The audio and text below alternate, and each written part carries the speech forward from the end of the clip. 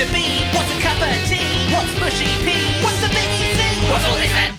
Hello, everybody, and welcome to another episode of What's All This Then? It's a podcast about the United Kingdom with new episodes every Monday and bonus episodes every Thursday as well.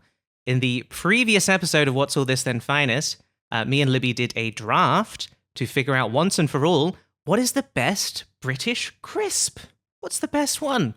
Well, if you want to find out what we picked, you just have to join us over on the Patreon, patreon.com/what's all this then.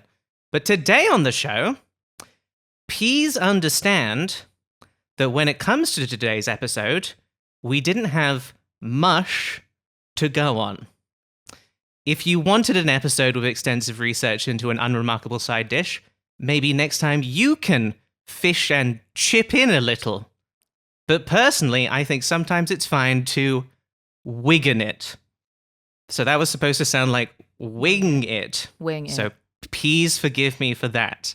Also, please forgive me for doing the peas bit again. I am gravy sorry. That was supposed to sound like gravely. This is the best intro I've ever done. I'm Charlotte McDonald, and I'm joined as always by my wonderful co-host. It's Libby Watson. Hi, Libby. How are you doing? Charlotte, I'm very pleased to see you. So pleased to see you as well. To see my friend Charlotte. And I loved her little intro. Thank you very much. This is the first time I wrote one where I was like, I forgot to do an intro 30 minutes before recording the podcast. Part of me thought I was going to go bloke mode on the intro today.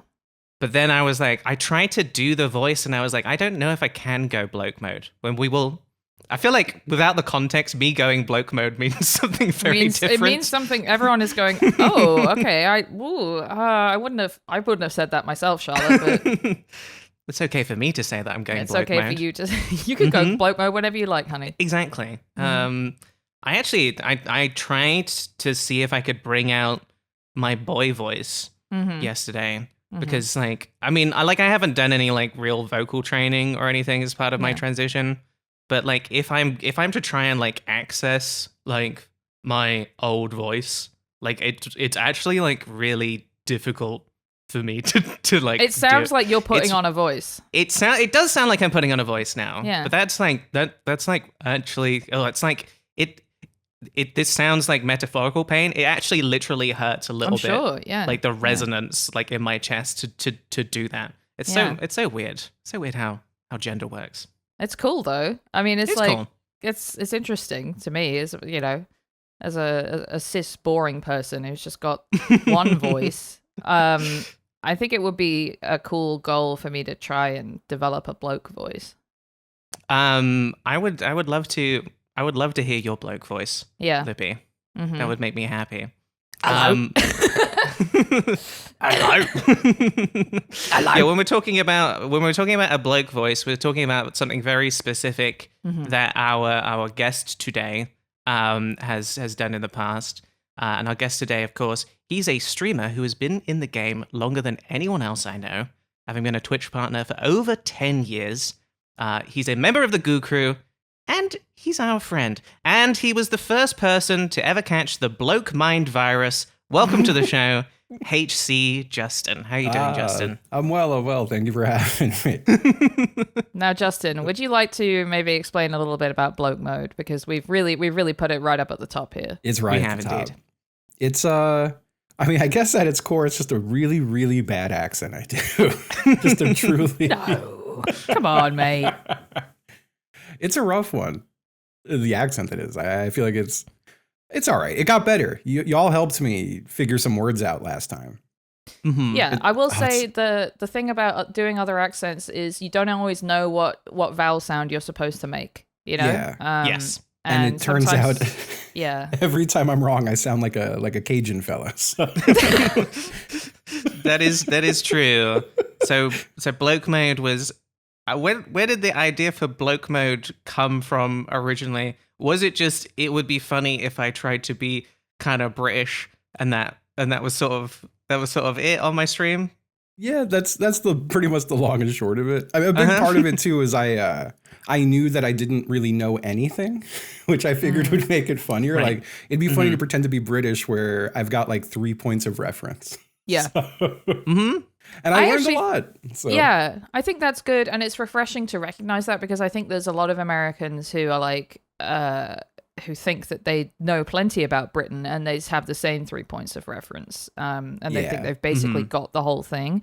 So I did wonder, did you come up with bloke mode first or bloke mind virus first? Bloke mode was first. Oh, okay. Bloke mode definitely came first. Bloke mind virus was a gem though. That's a good one. It's really, one of the funniest things I've ever heard in my life. It's really good. And I think my favorite part of the first bloke mode stream you did was the countdown clock you had to you being able to say cunt. Yeah. Believe it or not, they wouldn't let me upload that to YouTube. I couldn't. They didn't believe I was allowed. They should have let you have us write you a note saying hello to British women, and we say he can say it. Mm-hmm. Do you remember what I called it? I don't. So I'm allowed to say it. Yeah, you are allowed to say it. I called it the cunt down. The cunt down. I mean, it's perfect. Now that you say it's just perfect. I sort of wonder how could I ever have thought it would be called anything else, but one of the things I really enjoyed doing on the bloke mode streams, which I did not give you any warning for, was coming on and being the queen. Which no, Charlotte, you weren't the queen. You were the eye queen. The eye queen. Well, yes. I mean, there's obviously a lot to get into here with my impression of the queen. But and the most recent one, the idea that I had was that the queen obviously is dead, but then her mind has been uploaded. I know. Sorry to break it to you, Libby. Huge reveal. News on the podcast. The queen is dead. Ding dong and all that.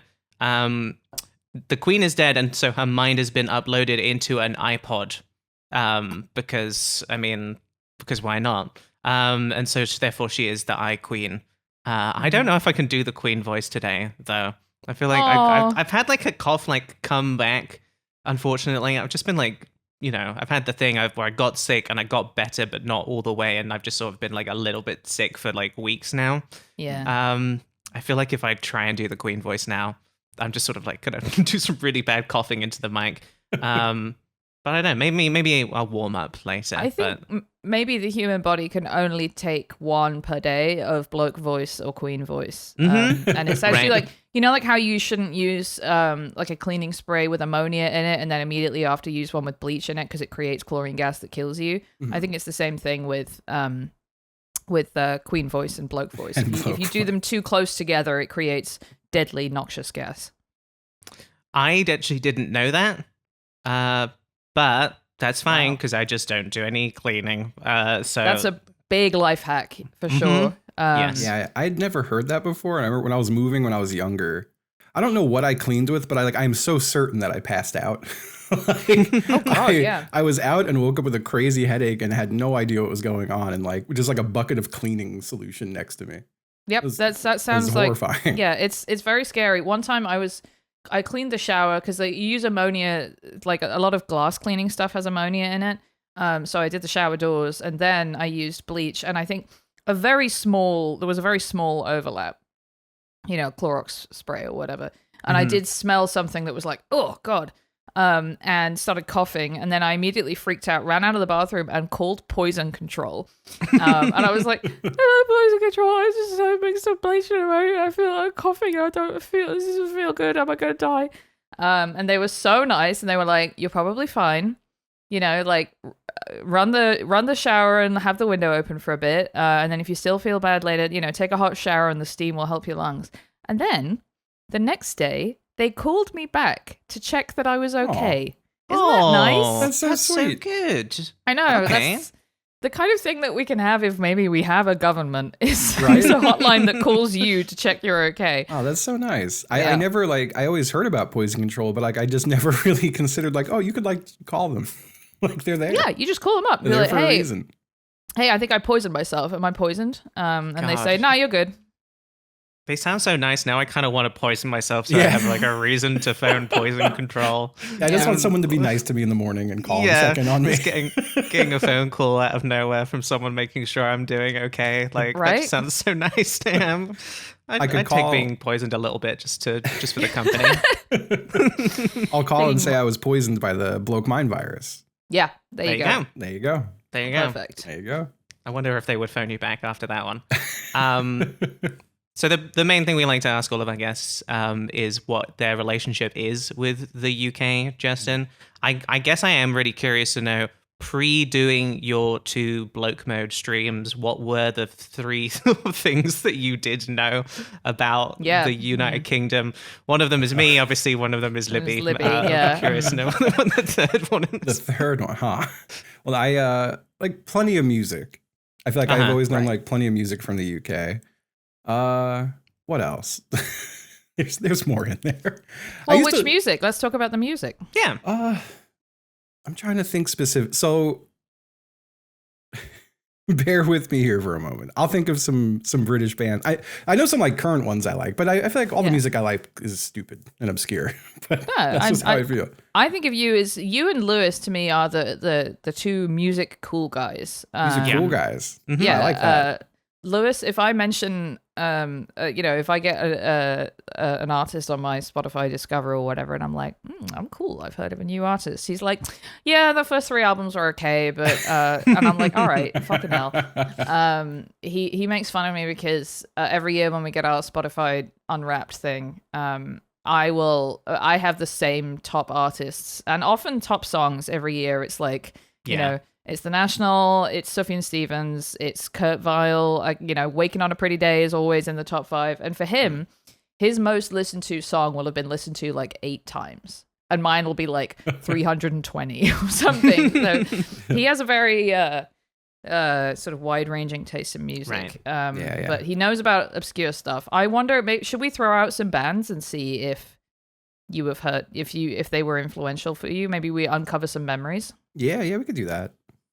All right, what about Black Sabbath? Well, yeah, Black Sabbath was cool. Yeah. But I was never like a huge Black Sabbath guy. I feel like that's always, especially in like high school, I've always been super picky with music, but I do feel like I like a bit of everything. And I would get people who are just like, metal guy, rock and roll metal guy, and like want to talk to me about Ozzy and stuff, and I'd be like, I'm not really into. No, I'm sorry. That makes sense. And then feel like a dick. Yeah, no, I got to like Black Sabbath more the older I got. Yeah. So it's old guy music. It is old guy music, yeah. And I'm happy to be an old guy for sure. Okay, I really want to know because I feel like when it comes to music opinions, the thing I like most about you specifically, Justin, is the ones that you hate. So I'm curious to know what are like the big, like, I don't know, like, how do you feel about the Beatles? How do you feel about, I don't know, Oasis? The Beatles was always like a really contentious one. A part of me thinks like the bloke voice might have first came up by me just anytime a British person would come up, I'd be like, oi, I'm John Lennon. Because that was just the voice I attributed to every British person. That's so funny. I love that. But the Beatles was one. I used to be way harsher on the Beatles because I was like, I don't know. There's like the era of the Beatles where it's like, I want to hold your hand and like take little walks and stuff. You're like, oh, that's boring. Yeah. And then there's the era where they found acid and you're like, that's annoying. Yep. Sure. It's a little scale. But someone, my chat made me listen to Helter Skelter and I was like, all right, that's kind of cool. That was a nice little guitar riff. But I feel like that's the one good thing I could say about the Beatles for me. There is a good guitar riff in Helter Skelter. Yeah, there was a really good riff in that song. The Beatles. Also, with John Lennon and Paul like jacking off together is very funny. You seen a video of that? Is that there's videos about it, but no actual footage of it. But they talk about it a lot. Yes, I thought it would be very funny to just briefly leave Justin to hang out to dry there and pretend I didn't know what he was talking about. But I really do know what he's talking about. It was them talking about how they would just like sit in a dark room and jack off at the same time. Right? Yeah. And like, so I've been in bands, so I totally get it. Is it just something to do? Is it just I need a release? We I might just as feel well like- do it together. What's Different time, Charlotte. I think it was Yeah, a this is different different time. times. Sure. It was. Look, we just watched Austin Powers. We know that the 60s was swinging. It was a lot of sex. Sex was there. People had a different relationship with sex then, and I Yeah. guess you just hang out with your mates and have a bit of a crank off in the dark, and then you just go and have a pint, I suppose. Yeah, write some Something to songs. Yeah, yeah, good stuff. I'm now googling British metal bands, and Google sucks, huh? Yeah, It's Google really, is really just- bad. It's really falling apart. One of There's them, it's something. okay. So, like in the from sources across the web thing, so it's not even the AI bit. One of the first ones it suggests is Metallica, cool? not a British band at all. my Extremely not. favorite blokes, Metallica. Yeah, exactly. Yeah. Oh, into the Sandman. Here he comes. Oh, Here's the Sandman. I'm a Sandman, in it. I don't know anything else about the song. I was really searching in my head too, and I'm like, I've got nothing. I got nothing else about Enter Sandman. That's all you need, though. God, I feel like I kind of got into every like good bands too late. There was a point where I was into Metallica, but you better believe the only album I had from them was Saint Anger, Ooh. and I was No. like, I'm so cool. I like Metallica, and I'm gonna listen to Saint Anger. And Oh, that I'm gonna feel rocks. so good about it. The- I have the not gone snare back to drum? listen to that one. The snare drum on that record is insane. Like, genuinely, it's worth going back and listening to just a few seconds of a song on that album to be like, what was he thinking? It sounds like his snare drum sounds like a steel drum. It's great. Okay, what about Motorhead? I was never a Motorhead guy. But like that's how I feel about so many bands. I'll be like, yeah, I was never into that really, but it's something. Until like I'm sure there'll be something that I'm like, I fucking hate that. It makes me seethe. I got one that I think maybe you'd hate. What about Iron Maiden? I was actually an Iron Maiden. When I was an Iron Maiden. I was an Iron Maiden. Really Once interesting upon a time in my time, life. I was an really Iron crazy times. I was very into Iron Maiden when I was like a teenager. That was teen music for me. That makes sense. I feel like that's the right time Yeah. to be into it. yeah. I mean, for a lot of these things, I think of a lot of metal. I feel like ends up being sort of associated with, and obviously, Yeah. more modern new metal and everything. I thought of one. I don't know how my brain didn't go there, but the Clash was a very formative band for me, The and I still love the yeah. Clash. Mhm. Yeah, Nice. that's got to Nice. be the number one I could think of from the UK. What about the Rolling Stones? Painted Black's a cool song, but I think that's That's the right. only song I've ever liked from the Rolling Stones. Yeah, fair But enough. I've also probably not heard more than like a few. That's like a rabbit hole I should go down. I never really went. I had a Beatles album when I was a teenager that I really loved. But I never really got into the Rolling Stones at all. And I'm sure I would like them fine. But I think I probably missed my chance to get into them a little bit. I have such an odd association with them where I feel like anytime I tell people this, they're shocked because like it's not like I'm like 70. But when I was in high school, there was a psychologist in the school. I was in his program. And because he was a chain smoker, he arranged for the school to let us smoke too, because he said it was therapeutic. What? So if I was in class and having a bad day, I'd be Jesus. like, I got to go talk to Doc for a minute. I'd go into his office and we would just like rip cigarettes and talk. But he would always have Rolling Stones on. And he had like a lot of Rolling Stone stuff on his office walls. Oh my god, That's Justin, crazy. That was like the year You- 2000. Wow. The year gee, good lord. Yeah. Are you the only other person we know with Pat stories? Because our friend Pat has a lot of stories that end with like, someone getting their head blown off on a bus or whatever. And that is an unbelievable. The It's crazy, right? psychologist arranged to let me smoke with him. Unbelievable. It was amazing. We were it was a high school too where you weren't allowed off campus, so no one could smoke because you weren't allowed to smoke on campus. Right. Except for like 10 of us who had literal passes that said we could smoke. Got the smoking pass. Yeah, I had a smoking Holy permit. fuck, dude. Right. Oh, wow. Incredible Okay. stuff. His idea was that it was therapeutic in the sense of it would help you stop smoking, or it would just make your life better because smoking is good. Just it would like relax me. It was That so it was is specifically so an anxiety funny. thing. Yeah. Wow. I mean, it My definitely medical relaxed me.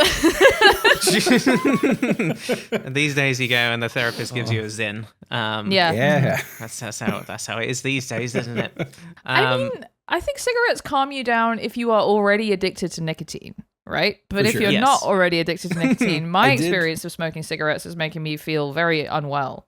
I started very young, which I don't. So is it similar over in the UK with kids starting smoking way too young? I think. Well, A I bit. mean, was my personal experience. I did not like. Yes. I didn't catch on for me personally. I was fortunate Fair. enough not to get addicted, but it was definitely like, okay, I'm 13 years old. I'm in secondary school now. The cool kids are smoking, and if I sort of want to be included in that group, this is a thing that I should be doing. Yeah. For sure. Yeah. So yeah, it was 13 for me too. I Mhm. was unfortunately I kept smoking for 20 years after that. Yeah, I But mean, then I quit. So that's how they get you. that's how they get you. Yeah, exactly. Yeah, I think I mentioned this on Finest once, but I was around that age when I first tried smoking a cigarette too. But the kid who introduced them to me had been smoking like he didn't smoke as a habit, but he had definitely like had his first cigarette like at age 10 or younger, which is like you don't think of that as a sort of like modern first world thing, do you? You know, No. like kids smoking.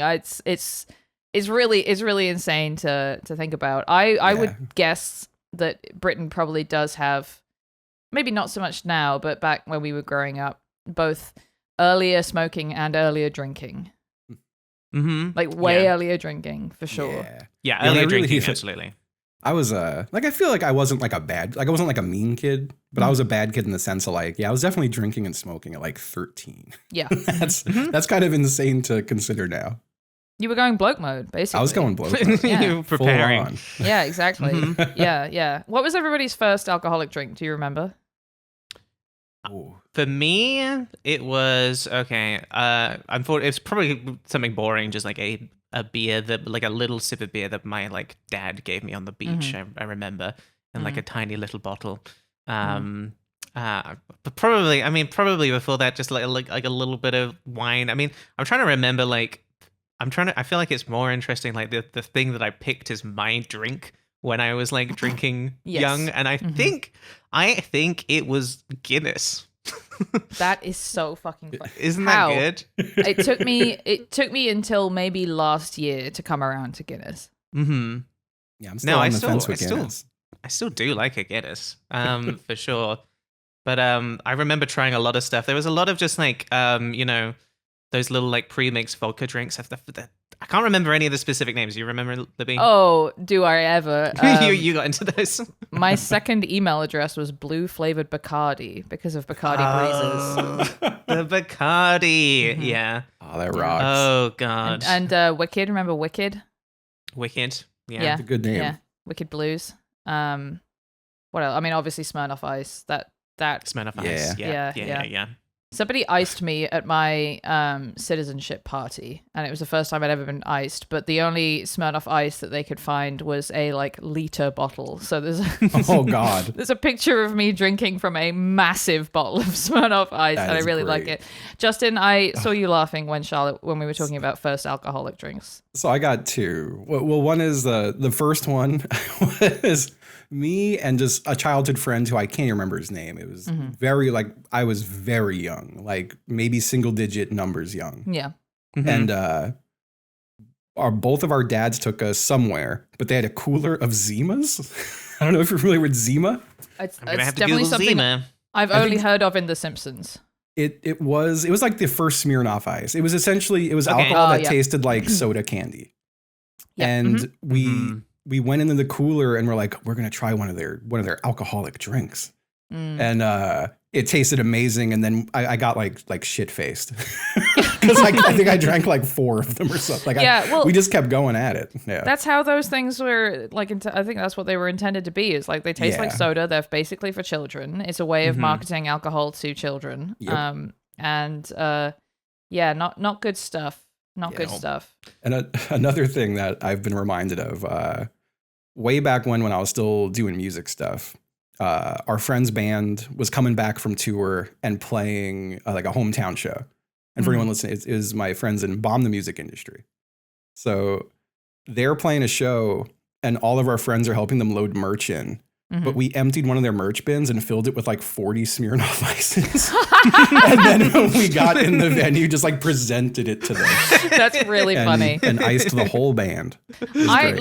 I think icing is really funny. I think it's funny. It's a very funny, charming sort of prank because it's very low stakes. And I think it's very funny. You know, like that Malcolm in the Middle episode where they play the game where if you see someone doing this, then they get to punch you. Classic game. Any kind of game. And where everyone on the video, like, just now you have to get punched. Yeah, you have to punch this yourself is one in of the the leg. rare instances where if you're just audio only, it's actually better. That's right. But if you're on the video, I punch. Please, yeah, let's all punch.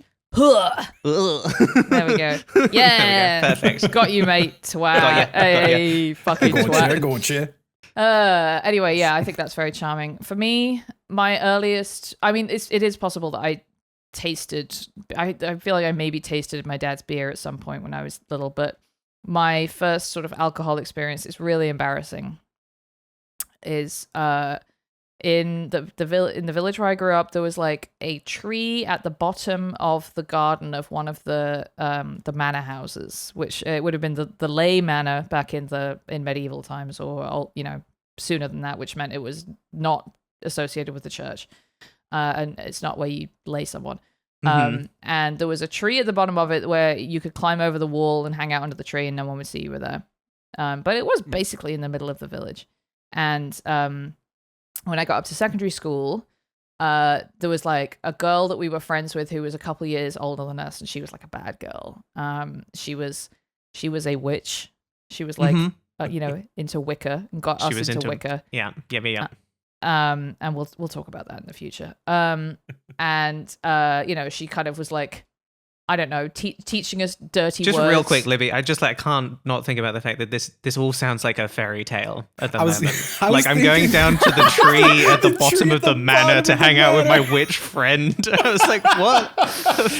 Yeah, she turned me into a frog, and it's the British equivalent of icing. You get turned into a frog by a witch. Anyway, she had some port, and she'd snuck some port from her dad's liquor cabinet. Man. And we tried a little, thimble full of port, and I was like, "Oh, this is weird." God, port was the one I remember that for my christening, someone bought me a bottle of port with the idea that it would be kept in the attic for 18 years and age, and by the time I was like, I could drink it, then I could have it, and it would be. I think it just got really bad in the time. I don't know if it was stored correctly. Right. It was just like, okay, yeah, I guess we have this bottle of port we have to throw out. Thank you very much. Yes, I got christened. The end. I think my impression of wine and stuff is that you can't just buy a bottle and then in 20 years it becomes expensive good wine. It's it has to already be a good wine. I guess that's why it's aged like fine wine and not aged like wine. Attic wine. Yeah. She's aged like attic wine. Yep, that's what I'll be saying. Did you ever get caught in any fun ways with alcohol stuff? I bring that up just because I remember at some point my mother realizing that all the bottles of clear liquor were just water, because over time we just kept taking from it and then refilling it with water so we wouldn't get caught. That's so funny. I do remember my siblings once pouring me a water glass amount of vodka, and just sort of giving it to me and being like, "Oh, do you want some water? Do you want some water?" And then giving it to me and me taking a tiny sip of it, and then being like, that's gross," and then just obviously just throwing out a ton of vodka, and my dad being like, "Oh, okay, oh no," kind of wanted that.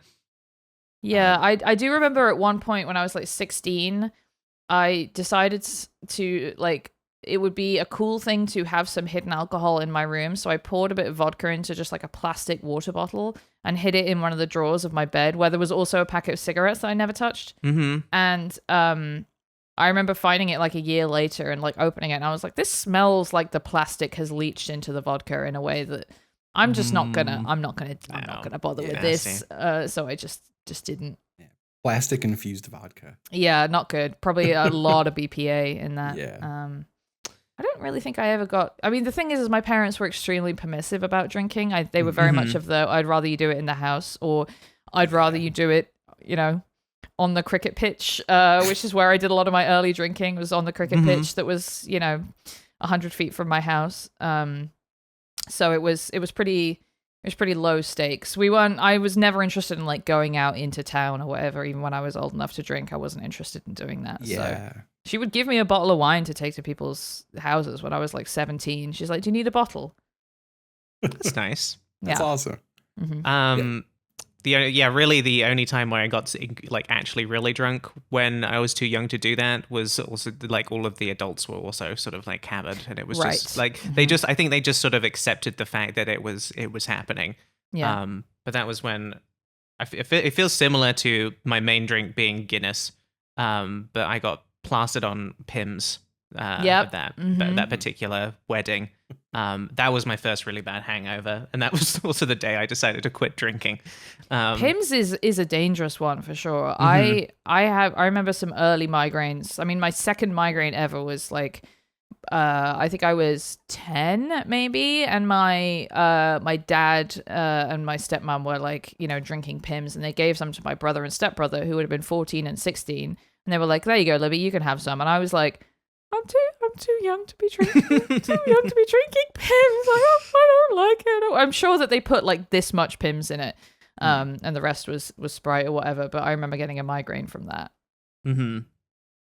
It's a migraine-y kind of drink. It's thick and syrupy. Yeah, I'm like straight to a headache if I drink wine. I just can't do wine. Yeah. I'm just not really. I got all that stuff. It sounds horrible to be like, well, I got all the drinking and drugs out of my system when I was like 13. No, but it's for real. I mean, it's definitely honestly the best way to do it. Yeah. It's good to have done it, gotten it out of the way, and kind of know what the actual consequences of it are. And have I'm very happy that I quit drinking when I was 16 and then didn't get back into it until I was like in my mid-20s, and I was like, okay, now I will just have a responsible relationship with this, and that's lovely. I don't know why in my head, I was like, well, in the UK, they probably have like no underage drinking or smoking. I don't know why I thought that. Like, absolutely no reason. That's really interesting because that is really interesting. We have so much underage drinking. I think though it's because, did you maybe think that because our drinking age is younger? I think it's part that, and I think there's still a part of me in my head that's like, oh, it's like a happy, quaint little fairy tale over there, over the pond. Right. Yeah, they're all hobbits. And hanging out by the tree. They're hanging out with the witches. Yeah, they're down at the tree at the bottom of the manor. Yeah. Exactly. Well, who don't drink alcohol? It's worms. It's time for British Thought of the Week. Tea's quite nice. What happened to Noel Edmonds? EastEnders. Bloody raining again. How do they make Scotch eggs? Did they finish Brexit or what? I'm just on fire with the intros and the segues today. I'm nailing it all. Today's British Thought of the Week is, of course, what's the best way to charm a worm? What? How is this even British? You guys ever do any worm charming? What's the best way to charm a worm? You probably say nice tie. Nice tie? The worm is wearing a tie. Oh, it's got like a little tie. Okay, well, this is not where I thought we were going, because obviously I have written down what's the best way to charm a worm, brackets, pause for Libby and Justin to make dick jokes. So, but instead the worm's wearing a little tie. A little tie. Oh my god, I've been so adorable. Either you want to take the bait on that one, or hey, what's the best way to charm a worm? Tie a tie around it and then jack it off. Yeah, jack it off and then say, well, what a lovely tie.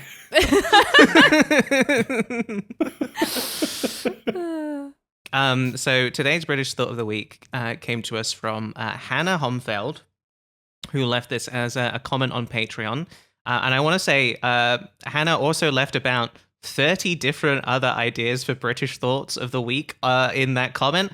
So expect to hear the name Hannah Homfeld a lot going forward in future episodes of this podcast. Gold star for Hannah, for sure.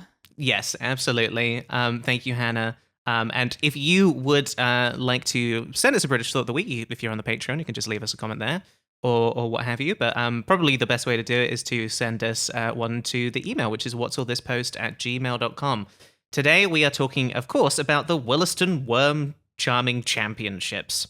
The Willaston Worm Charming Championships. I do want to ask, though, did either of you ever charm worms in your lives? I didn't know worms were charmable. No, I No? probably smashed one in half with a rock as a child, and I went ha ha ha ha ha ha. But I don't think I've ever charmed one. Okay, well, I did. I don't know. This is Charlotte Law reveal.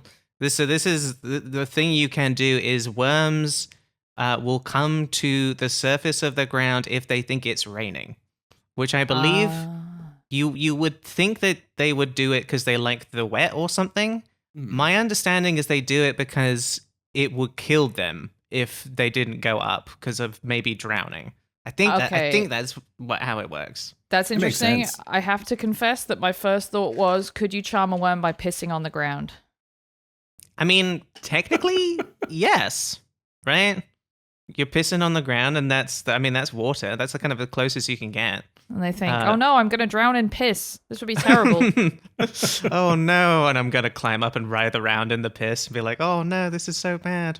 That's what a worm would be like. Just for context, that's how Sorry, it would I be just if you were a realized I worm. didn't take my meds, and then I remembered that it's a video podcast. It is a video podcast.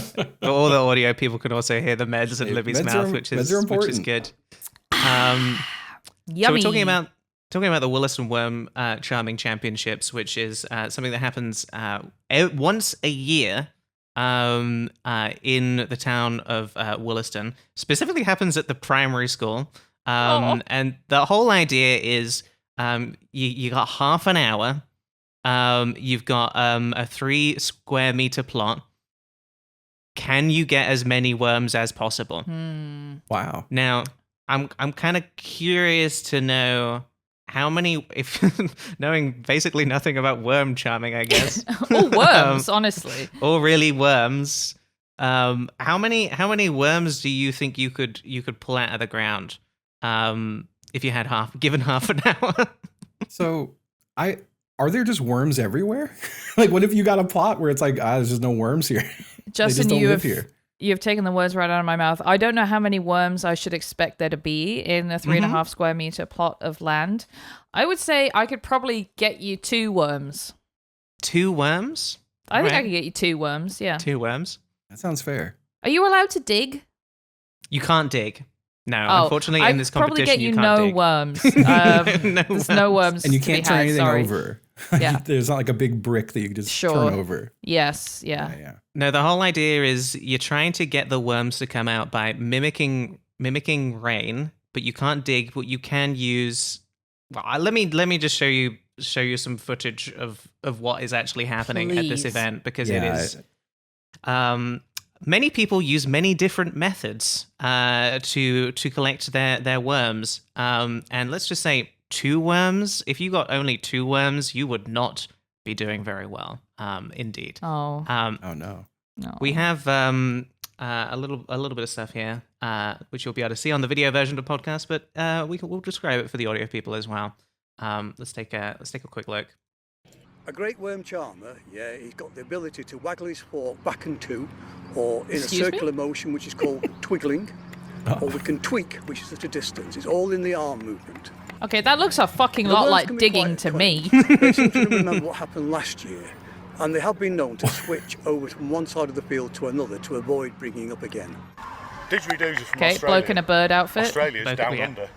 The worms Guy in a we're trying to Motorhead charm out of shirt. the ground today are down under the ground. I love the glasses, so too. It's that whole didgeridoo worm Australia connection, really. It's that whole didgeridoo worm Australia connection. Okay, this Yes, guy's exactly.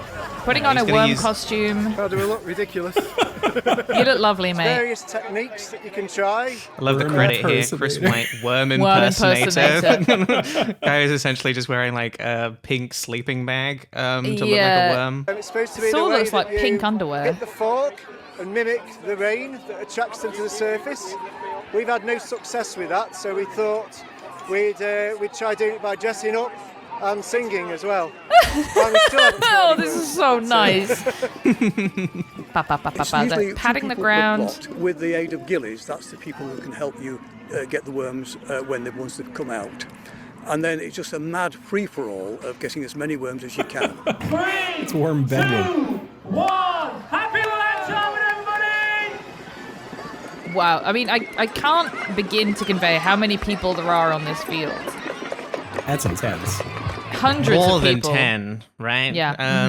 More than 10, probably less than 1 million. I mean, it definitely does seem like it is a big event for the town of Willaston, for the whole sure. town's there. Held every year. They've been doing it since the 1980s.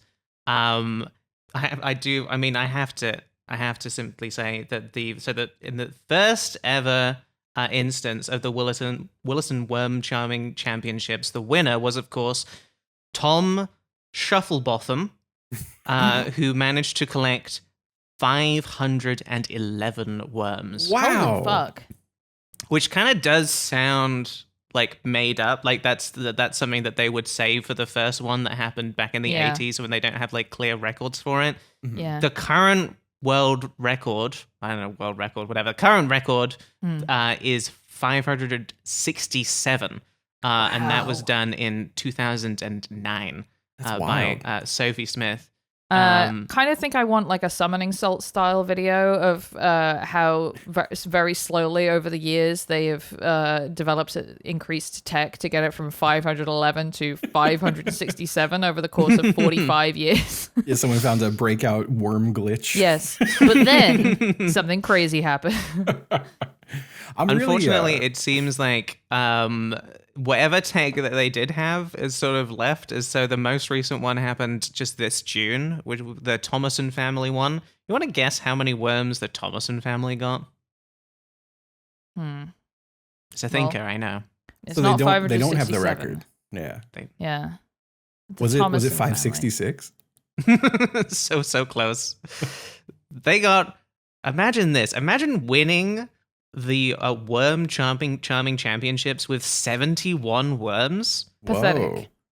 Come on, man! What Real a pathetic worm terrible here. year. I actually kind of blame the worms in that situation. Why aren't you showing up? You know it's the Worm Charming Yeah. Championships. What are you doing? You all on holiday or something? You gone down the pub? What's going on? They got I all was- the worms.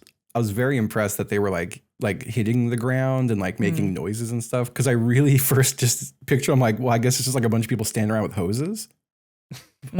Yeah, just spraying the ground. watering Just the water, ground. just Yeah. spraying water on the ground. Being like, come on.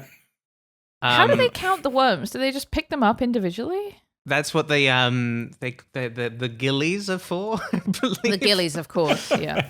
This is what the gillies are for. If you've been paying attention, you would know that's what the gillies are for. I do.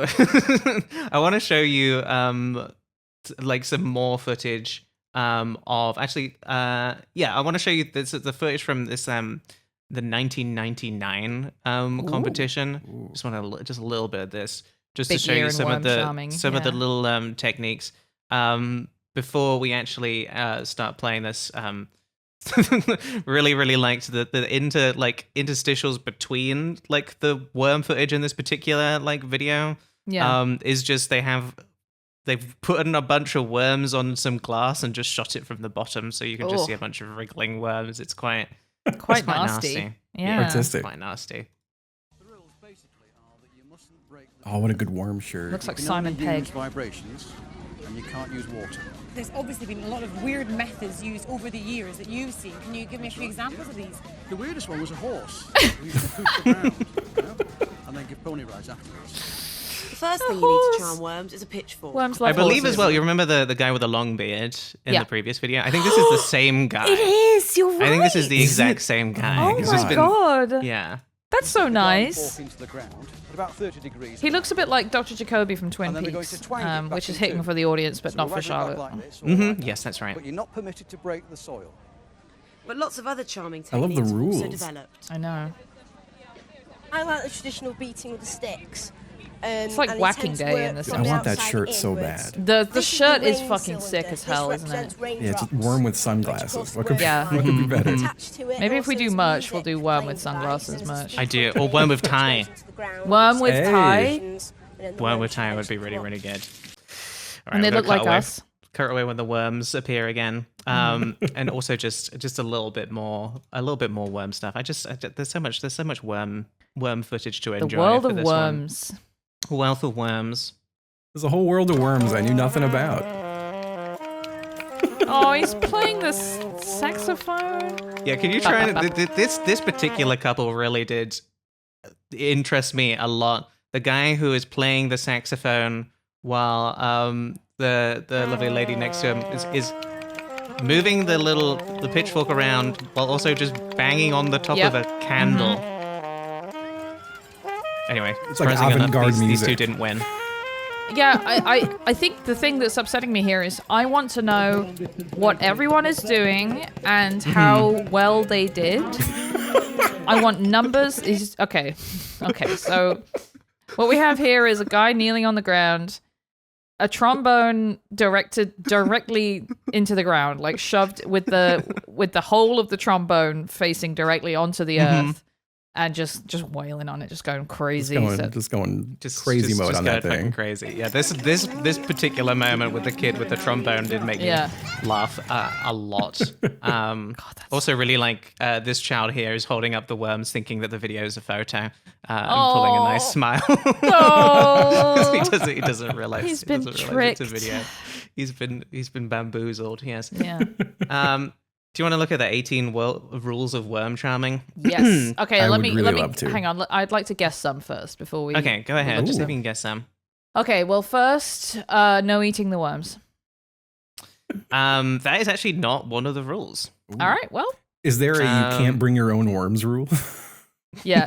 No outside worms. No permitted. outside worms. No outside worms. No. All right. Let's think about this serious. Come on, Libby. Be serious. Come I mean, on, be we talked serious about for no once. digging. Obviously, that's on the list. No watering. Yes. Yeah. No. What else would you do? I mean, maybe nothing like mechanized. No machinery. Yes, I think a lot of that comes under just you're only allowed to use vibrations, right? It's like you're doing vibrations. You can use music. Music is permitted. That's fine. But let's say I mean, honestly, I just kind of wanted to show you the PDF. Like, Yeah, not I'd all love of the to see rules the are like PDF. that interesting. In fairness, but I just wanted to show you what the PDF looks it's like. a nice little green worm. That's really Oh nice. my god! And of course it's in Comic Sans. Of course, it's in Comic Sans. Yeah. Of course, it's in Comic Sans. No Absolutely. drugs to be used. Water is considered to be a drug/stimulant. Yes, that is that's a big one, for sure. Yeah, a lot of them are just sort of based on safety. Competitors who do not wish to handle worms may appoint a second to do so. The second shall be known as a There's a gilly. gilly, So that okay. came up Uh-huh. previously. Yeah. A handbell to be rung about 5 minutes before the start of the competition. Okay. That is one.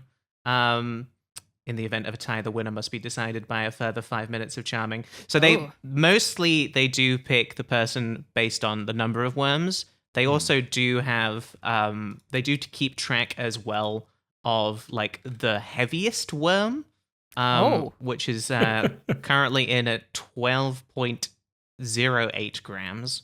Which doesn't really feel that heavy, but I guess for a worm, Like half an that ounce. is. Yeah. God, But what I I would personally give to found have the biggest worm award. Well, this is I wish they had longest worm. Yeah, longest Yeah, worm they is really so should. much more interesting than heaviest worm. Longest worm. Yeah. I did like that the last rule on the thing was that they will only release the worms again after the birds have gone to roost for the evening. They wait until the birds go to bed to let the worms get back to their little beds. Isn't that so nice? That is right. I wonder if they have issues with like birds showing up mid-competition. I'm just thinking about how many worms must die every year. And I'm not going to say I care about that especially, but it is funny just to think about the almost certainly people accidentally killing worms doing this. Oh yeah, no, like there's too many worms to keep track of. Like it's going to happen undoubtedly. I just can't believe there's so many worms down there. Yep. There is so many worms in the ground. It's crazy. I'm going to actually just Google that real quick. How much worms is in the ground? How much worms is in the ground? How much worms is down there? Well, how would we know? They're all in the ground. We can't see them. I mean, while you're Googling that, Libby, so I did actually want to mention, so the guy who appeared in both the 1999 and the 2024 video is Mike Forster, who I'm curious about sort of like more generally as a guy, because he does call himself the chief wormer of the International Federation of Charming Worms and Allied Pastimes. And I believe he is the one who came up with the 18 rules governing all aspects of worm charming. Surely there is more to dig into there with that man in particular. No digging, Charlotte. Oh, so of course, we can't do any digging. No. Oh, no. Well, surely I've got to find Mike and play my saxophone over him and hope he reveals more details of his clearly interesting personality. I have an answer for you from the Natural History Museum in England. How many earthworms are in the average green space? The average number of earthworms per soil pit was 8, which is around 200 earthworms per square meter. That's a fucking lot of worms. It's a lot of worms. 200 earthworms per... That's so many worms. But then also, if you think about it, 3 square meters, which is the amount of space they have, right? Yes. And the record is 500 and, what was it, 67 or something? 567, that's right. That's basically all the worms in that space. Whoa. So... That's wild. They done real well. I wonder what they did. What was their technique? Was it the saxophone guy? They paid the worms. They paid the worms. Paid they the worms off. Well, we'll give you a tenner if you come up here. And then they just all come up through the soil. I also found... sorry. I was gonna say, it's so quaint to just have like an activity that your town does. I know. Isn't that I would have nice? loved to have that. That would have been so nice. I should also say that the winner, the most recent one that did get the 71 worms is just the Thomason family. It's again, it's just happening at a school. It's just like a little family being like, oh yeah, we're just gonna bang on the ground and see if we can get the worms. And look, we won the worm competition. It really is like of the kind of like I guess on the scale of British game, right? Yeah. Or British like activity. This is really far over to like sweet and quaint, as opposed to like twee and annoying. This one I do like it, even if the worms are dying. I mean, we do need to develop, Charlotte, I think, an axis of the political compass. We need to develop an axis of British games and pastimes from like twee and annoying to quaint and lovely, and then 2 other things, so that we can plot things like, for example, the what's it called, the Chap Olympics. Yes, all the way on the other end from this. 100%. 100% twee and annoying. So annoying. Yep. Well, that's it for worms. That's it for worms. That was wonderful. It was wonderful to learn about those worms. No more worms for today. Thank you, Hannah, again for sending that. Thank you, Hannah. Thank you, Hannah. Thank you, Hannah. Thank you, Hannah. Well, let's do our main topic now, shall we? Which, of course, is mushy peas. It's time to talk about mushy peas. This will be the second time that we're doing an episode about something that appears in the in the theme song of the podcast. We've done What's Mr. Bean. It's time for What's Mushy Peas. And as I mentioned in the intro, wow, really not much to talk about when it comes to mushy peas, and we are going to be look, we're going to be you're going to be so impressed by the end of this episode. How did they find so much to talk about when it came to mushy peas? That's a real group of podcasters right there. Mm-hmm. Justin, let's start with you. What is your relationship with mushy peas? So until very recently, I'd never had mushy peas, and I was a mushy peas hater, you could say, where I would see the mushy peas and tell my little jokes about how it looks like vomit and it's nasty and what are these British people doing? It's crazy. And then I finally tried mushy peas. I made them. I ordered the proper marrow fat peas, had them sent over. And now I love them. Genuinely. I genuinely love them. That is so huge. I mean, I really can't tell you how nice that is to hear. It was fantastic. I actually, so to the extent that, so when I ordered it, they gave me 2 bags. And it's very funny to me that I have bag number 2 just sitting on my desk still. Yep. Because I keep showing Stream, I'm like, look at these mushy peas, huh? Look at these, they're fucking crazy. They're peas in a bag. What are the fuck? Yeah. But so when I made them, I tried to do it with like a meat pie and chips. Right. And the only pie I could get my hands on, because apparently it is hard to find meat pies around here, was like a turkey pie, which was kind of like a turkey pot pie. Yeah. And I was like, that's not the same. I was in the grocery store like 2 days ago, and they had a meat pie. And I was like, I got to go back for round 2. Yes. So I got the little meat pie. I'm going to make the mushy peas again. And it's just for me, not for stream or anything. It's just a me experience. Okay. That is so nice. That is huge. Yeah, I mean, yeah. What a journey to go on. I feel like this is like the starting point, I think, for most people, definitely most people like outside of the UK when it comes to mushy peas is, okay, well, sounds really bad. Like, really, I really could have picked any other name or like just like a different like adjective to describe the peas. I know they are mushed. I know that is the thing that is going on. Really, one of the most unappealing words that you could use to describe a thing that you're going to eat is it's mushy. And this is the headline coming in is it's mushy. Plus you got peas, which I personally, I love a good pea. Peas are great. Not everybody likes a good pea though. So the idea that you would be having those and they'd be mushy, I mean, it's just like, you know, it makes sense that everybody like hears this or looks at it and is like, well, that's a weird British thing that I absolutely don't want to engage with and can't be good.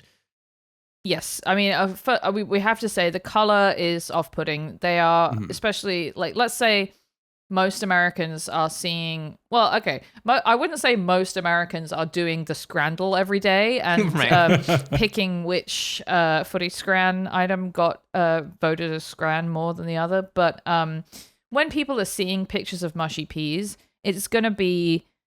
I mean, there isn't really a good looking mushy pea. You do get the posh ones at pubs and stuff where I think they don't use the marrow fat peas, they use regular peas, so they're bright green. They have mint in them and stuff. You know, it's a little bit different than the much grayer slop that you get with mushy peas at the fish and chip shop. But I do think obviously the color is the problem. The name, if I'm doing the mushy peas rebranding campaign, I might say there are foods that are mushy that people like. Mashed potatoes is pretty mushy. It's mashed. What if we call them mashed peas? Mashed peas is really that's good. Imagine mushed potatoes. mushy potatoes. Mushy potatoes. That sounds horrible. Yeah, no one wants mushy potatoes. Mushy is not something that you ever hear in a positive context. Yeah. You know? Like, what is another food that you would describe as mushy brackets complimentary? You know? Yeah. Yeah, the only thing I want mushy is like my cat. Yeah, exactly. Yeah. Nothing food related. Oh, just because you brought it up, Justin, I do have to say, if you're not already subscribed to the Watch All This Then tier, then you have been missing out on the fact that both of Justin's cats have been hanging out in the background of his camera this entire time. Eyes. Both Taco and Boba hanging out on the cat tree, and it is an absolute fucking delight. And we will have to be splitting the revenue with them, the Patreon revenue with them at the end, because I mean, my God, it's so lovely. These cats work hard. I'm so jealous of you having cats. Oh, hello. Oh, he's so nice. I'm so jealous that you have cats that will hang out in the background of your stream. I mean, first of all, I have to have the door closed because I'm loud and annoying, and Lewis is working 10 feet away. But even if he's away or out or something, and I'm streaming, there's something about this room that Digby finds unnerving. There's she won't just like sit and hang out on that couch, for example, while I'm streaming. There's no way for me to like set up any kind of like Digby camera because she comes in here and she gets nervous. She doesn't like this chair. She doesn't like the desk. She loves me, to be clear. She likes me in other places in the apartment, but not in here. So I have to make do with the Digby pillow back there. Aw. It is a really nice pillow. Gideon has actually been hanging out with me this entire time. He is he's having his little nap right next to me on his lovely floor bag bed, and he has been snoring loud enough that I can hear it, which is so nice to hear a little kitty cat do the snoring. Makes me so happy. Digby is I will say when I did bloke mode, they hated that. Really? So I do have it next to me. Hold on. So for anyone watching, you'll get to see this. Try not to. Justin is reaching over to retrieve. I have a bucket hat. Which it's the Union Jack bucket hat. Yeah, Union Jack bucket hat, which I feel like Taco just saw it and really just. He's like, Taco literally is giving you a look now. He's looking at it like, not this fucking thing again. Yep. That paired with being, because like I was really trying to hold it, so like while I'm streaming, the cat's gonna be like, "Hello there, Taco," and he would just go running as fast as he could. Oh no, it's the hat that makes Daddy annoying. It's just so nice. We love Taco and Boba so much. They're such nice guys. So much. Mushy Peas. Mushy Peas. Obviously, they get a bad rap. Now, the question of whether that bad rap is deserved. Obviously, Justin doesn't think so, and I think I agree. I have also made Mushy Peas on my stream. Because I did a footy scran bracket last year, and then had chat vote on which one they wanted to see me make, and we ended up with the Wigan kebab, which is a pie in a bun served with mushy peas and gravy. So I made all the elements of it. I was very proud of this. I made the buns from scratch. I made the pies from scratch, and I made the mushy peas. She can do it all, thanks. She can do it all. I did spill one whole bag of mushy peas on the floor before I started, and they just scattered everywhere like marbles. So that was not so good. But the mushy peas were good. I mean, they were tasty. It's not something that, I think I did a little bit of research, and as usual, you search mushy peas on Quora or Reddit, and there's a lot of Americans going, "Why do you all eat mushy peas all the time? It's so weird that you're eating mushy peas every single day. They look disgusting." Every day. And these tired British people being like, "No, we don't. We just eat them with fish and chips." There was one really interesting post I saw on Reddit where someone was like, "You guys eat mushy peas with everything. You eat them with fish and chips. You eat them with pies. You eat them with chicken and waffles." And everyone and waffles, and then another one that was like, you eat them with curry. Yeah. As well. It's just like, It's crazy. And then someone in the comments was like, "We don't fucking eat them with chicken and waffles. What are you talking about?" And the original guy responded, "Oh, well, we went to a pub in Stratford, and my dad ordered chicken and waffles, and it was served with mushy peas." And then someone was like, "No, he didn't. What's the name of the pub?" And he was like, "Oh, it's this place." And the people replied, "That's a Wetherspoons. There's no way that they were serving chicken and waffles with mushy peas." And I was like, "You fucking got him. You got him." Because there is no way that a Wetherspoons, because Wetherspoons, as we know from our coverage with Luke Taylor, has a set menu across the country. There's no way that they are doing something as crazy as chicken and waffles with mushy peas. So I think that was a troll identified, and I hope they were banned because of their breaking the rules of no trolling. No. No. So I will say, if there are Americans listening thinking, oh gosh, this awful thing, they eat this all the time. We really don't. It is just with fish and chips. Fish and chips. Or sometimes with a pie and like gravy. And that is also occasionally as just like a side on its own, although that is quite rare. But it really is just like, it's a thing that it's truly just accompanying like a few dishes, and that is it. Yep. And it is importantly, it is not just they took some peas and mushed them up, which is what I thought for a very long time. right? It is a specific type of pea, which is the marrowfat pea, which is like a more mature pea, I guess is the way that it works, right? And as a result, pea. it's quite a starchy pea. It's like it doesn't really like taste like peas either. No. I would say that the flavor and texture is actually closer to like lentils or dal or something than it is to like a bowl of peas. It's not reminiscent of like, oh, and here's the vegetables you eat with your dinner or whatever. It's like it's something else entirely. I do think that the history of using the dried peas in this way, it comes from a time when you could only get peas in season and there were no freezers. And so if you wanted to eat peas, you had to have them dried. And then when you dry them and then you boil them up, this is kind of what happens to them, you know? Yes. And it's also like, go ahead, Justin. I was going to say, I was surprised at the lack of actual mushing. Like they just kind of mush themselves as you cook it. They mush themselves. They mush themselves? Okay, well, I never made them, so this is new to me. Yeah. No, they just that's just kind of what happens to them. It's normal. It's normal actually to turn into mush in a bath of hot water. That makes sense. Should we watch? I mean, I think we mentioned the Wigan kebab. I feel like we should watch the viral Wigan kebab video, which Justin, we did make you watch on your bloke mode stream, and we're going to make you watch it again. I'm okay. That was my first time seeing it, so it's still fresh to me. It's so good, dude. Right, I also have a feeling that I maybe haven't seen this. I think we watched this before the Queen showed up. Ah, I see. So I hadn't seen it because I wasn't there for the Queen bit either, obviously. Right. Sorry, no, that was actually just really useless context that I gave you there. Yes. So this is from an account called Joe, which I believe is. I think it's something kind of like Unilad or whatever. It's like one of those like content sort of mill sites in the UK, but you know, fair play to him. It's a good video. And it's a fish bar called the Trawlerman in Wigan. Well, let's start with this. No, that's what you call a butty. I mean, what a I've been hearing about the Wigan fantastic kebab Liverpool for years, accent. and now I'm finally here in Wigan at the Trawlerman, one of the best chippies. I'm gonna go and try one. Let's go. I gotta make the chippy buddy. Right, mate. I've been told to come in and order a Wigan kebab, but I don't actually know what it is. You don't know what a Wigan kebab is? No. Butter, burn, meat and potato pie on. You're in heaven. Carbs on carbs on carbs. Absolutely. That's what I like to see. No, I'm remembering actually that the Wigan kebab he eats in this video is just a pie in a bun. So I'm going to skip ahead to the second part, which is smack barm pay wet, which is a different food. Okay. Could you say that again for me, real quick? Smack. Smack palm. Balm. Smack balm. Would you say pay? Pay.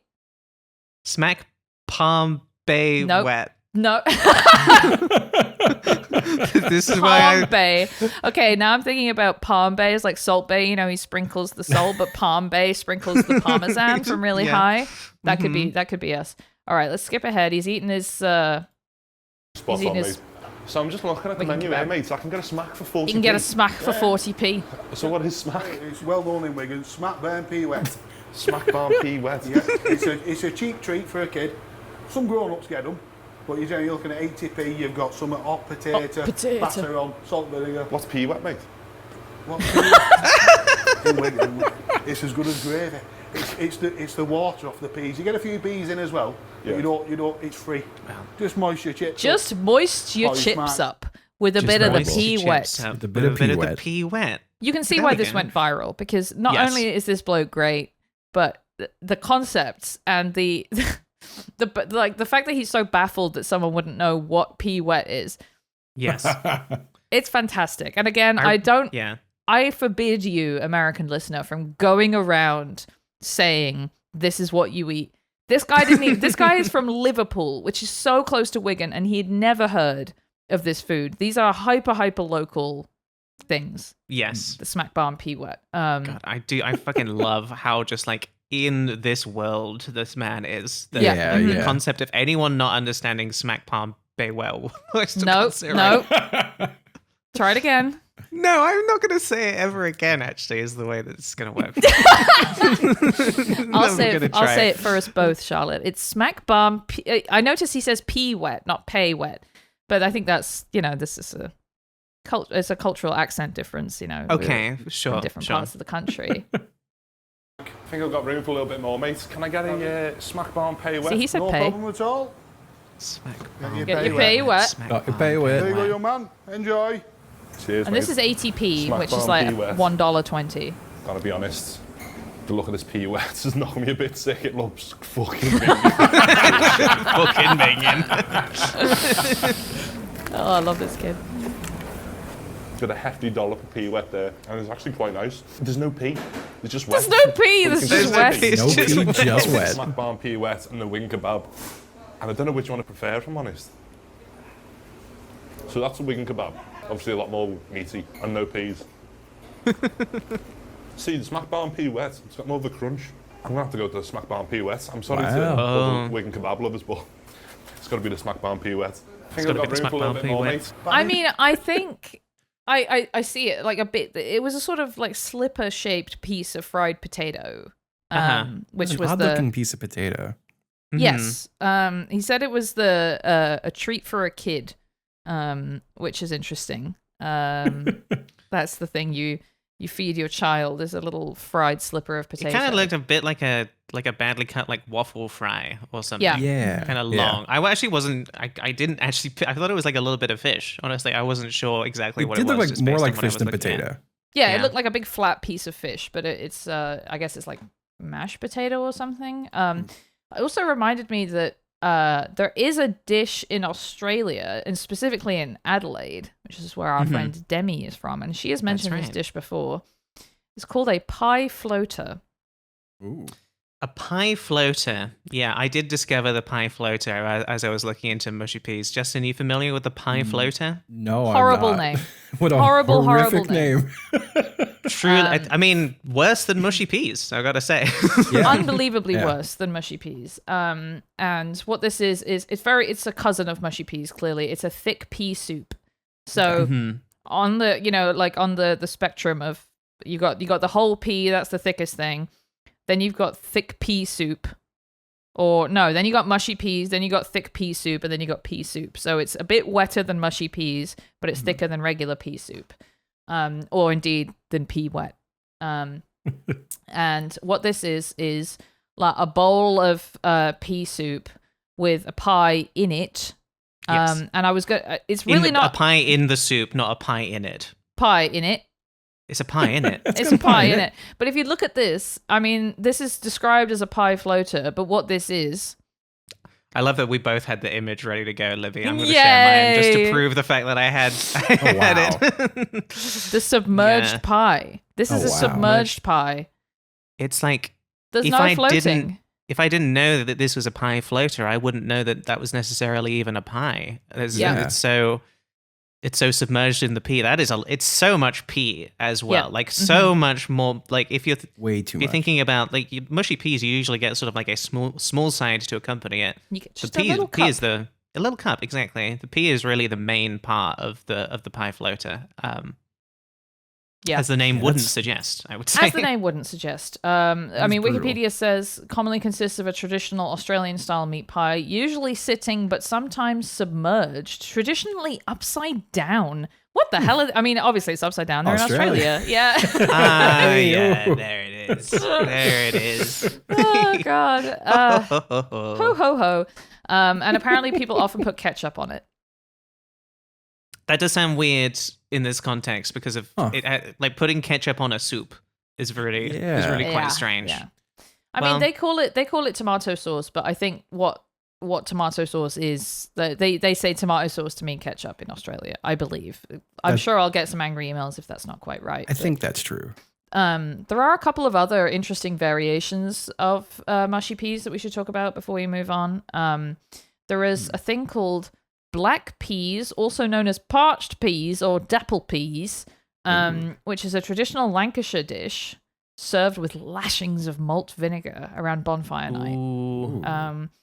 And there's a really interesting list here on Wikipedia of the areas where you find them. And it does say citation needed.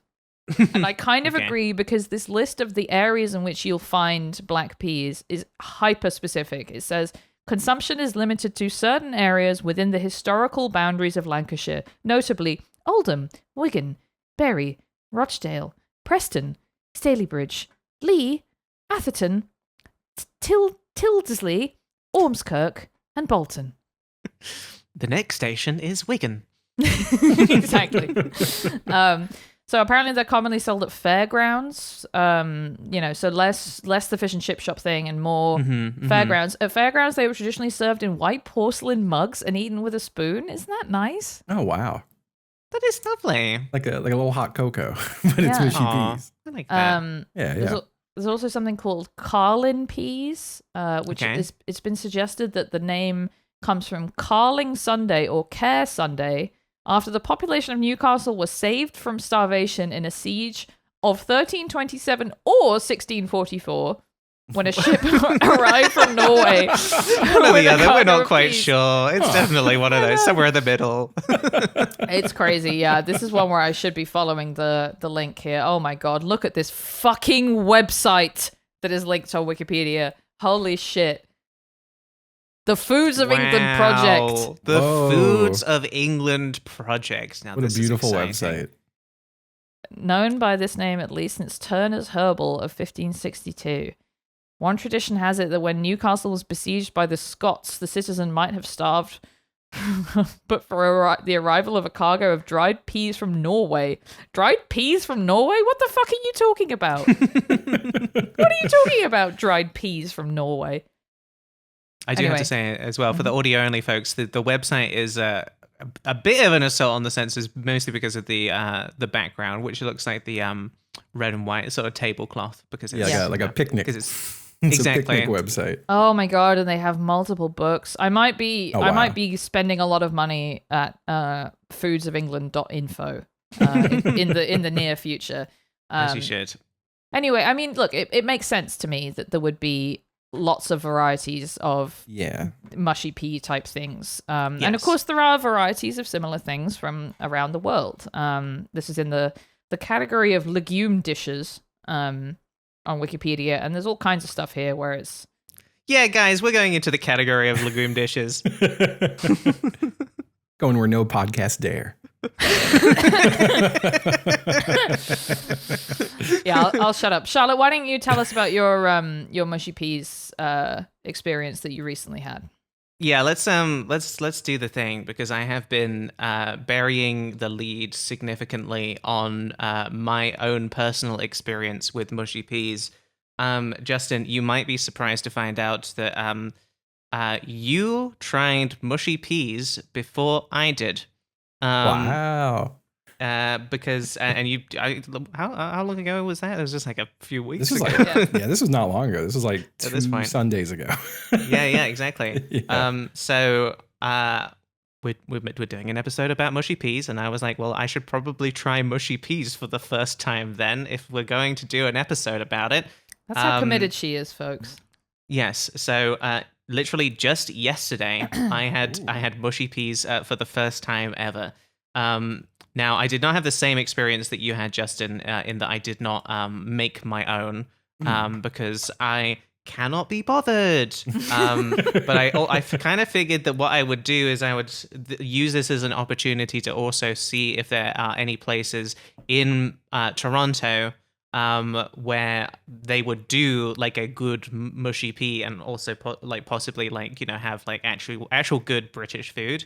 So we do have like some like British themed like bars here. I'm thinking particularly, if you know Toronto, you might have heard of the Firkin, which I completely fucking hate, and is one of the most obnoxious like British themed bars in the world. It's the kind of place where it's like all of the wallpaper is going to be Union Jacks, and there's going to be like a giant picture of Winston Churchill in like a pop art style next to a bulldog. And obviously none of the food is going to be even like vaguely British anyway. Really, really quite bad. Mm-hmm.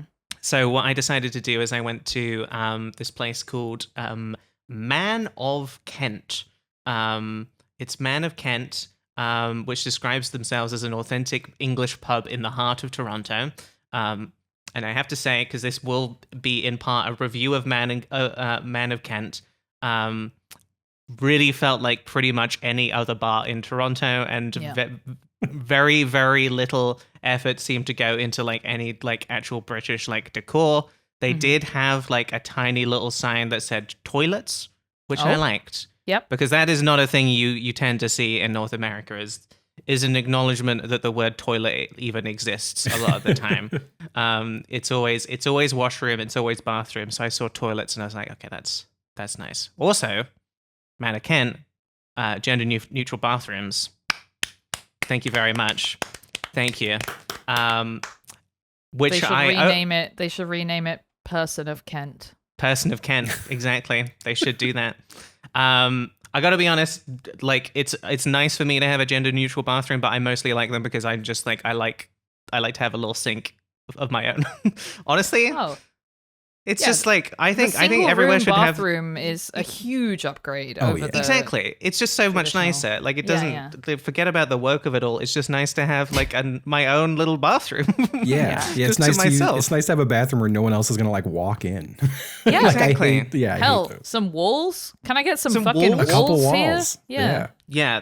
One of my least favorite parts about moving to North America was discovering like how big the gaps are in the stalls, because that is not a thing in the UK at all. The gaps, not even on the bottoms, but between the doors, you can fucking see through.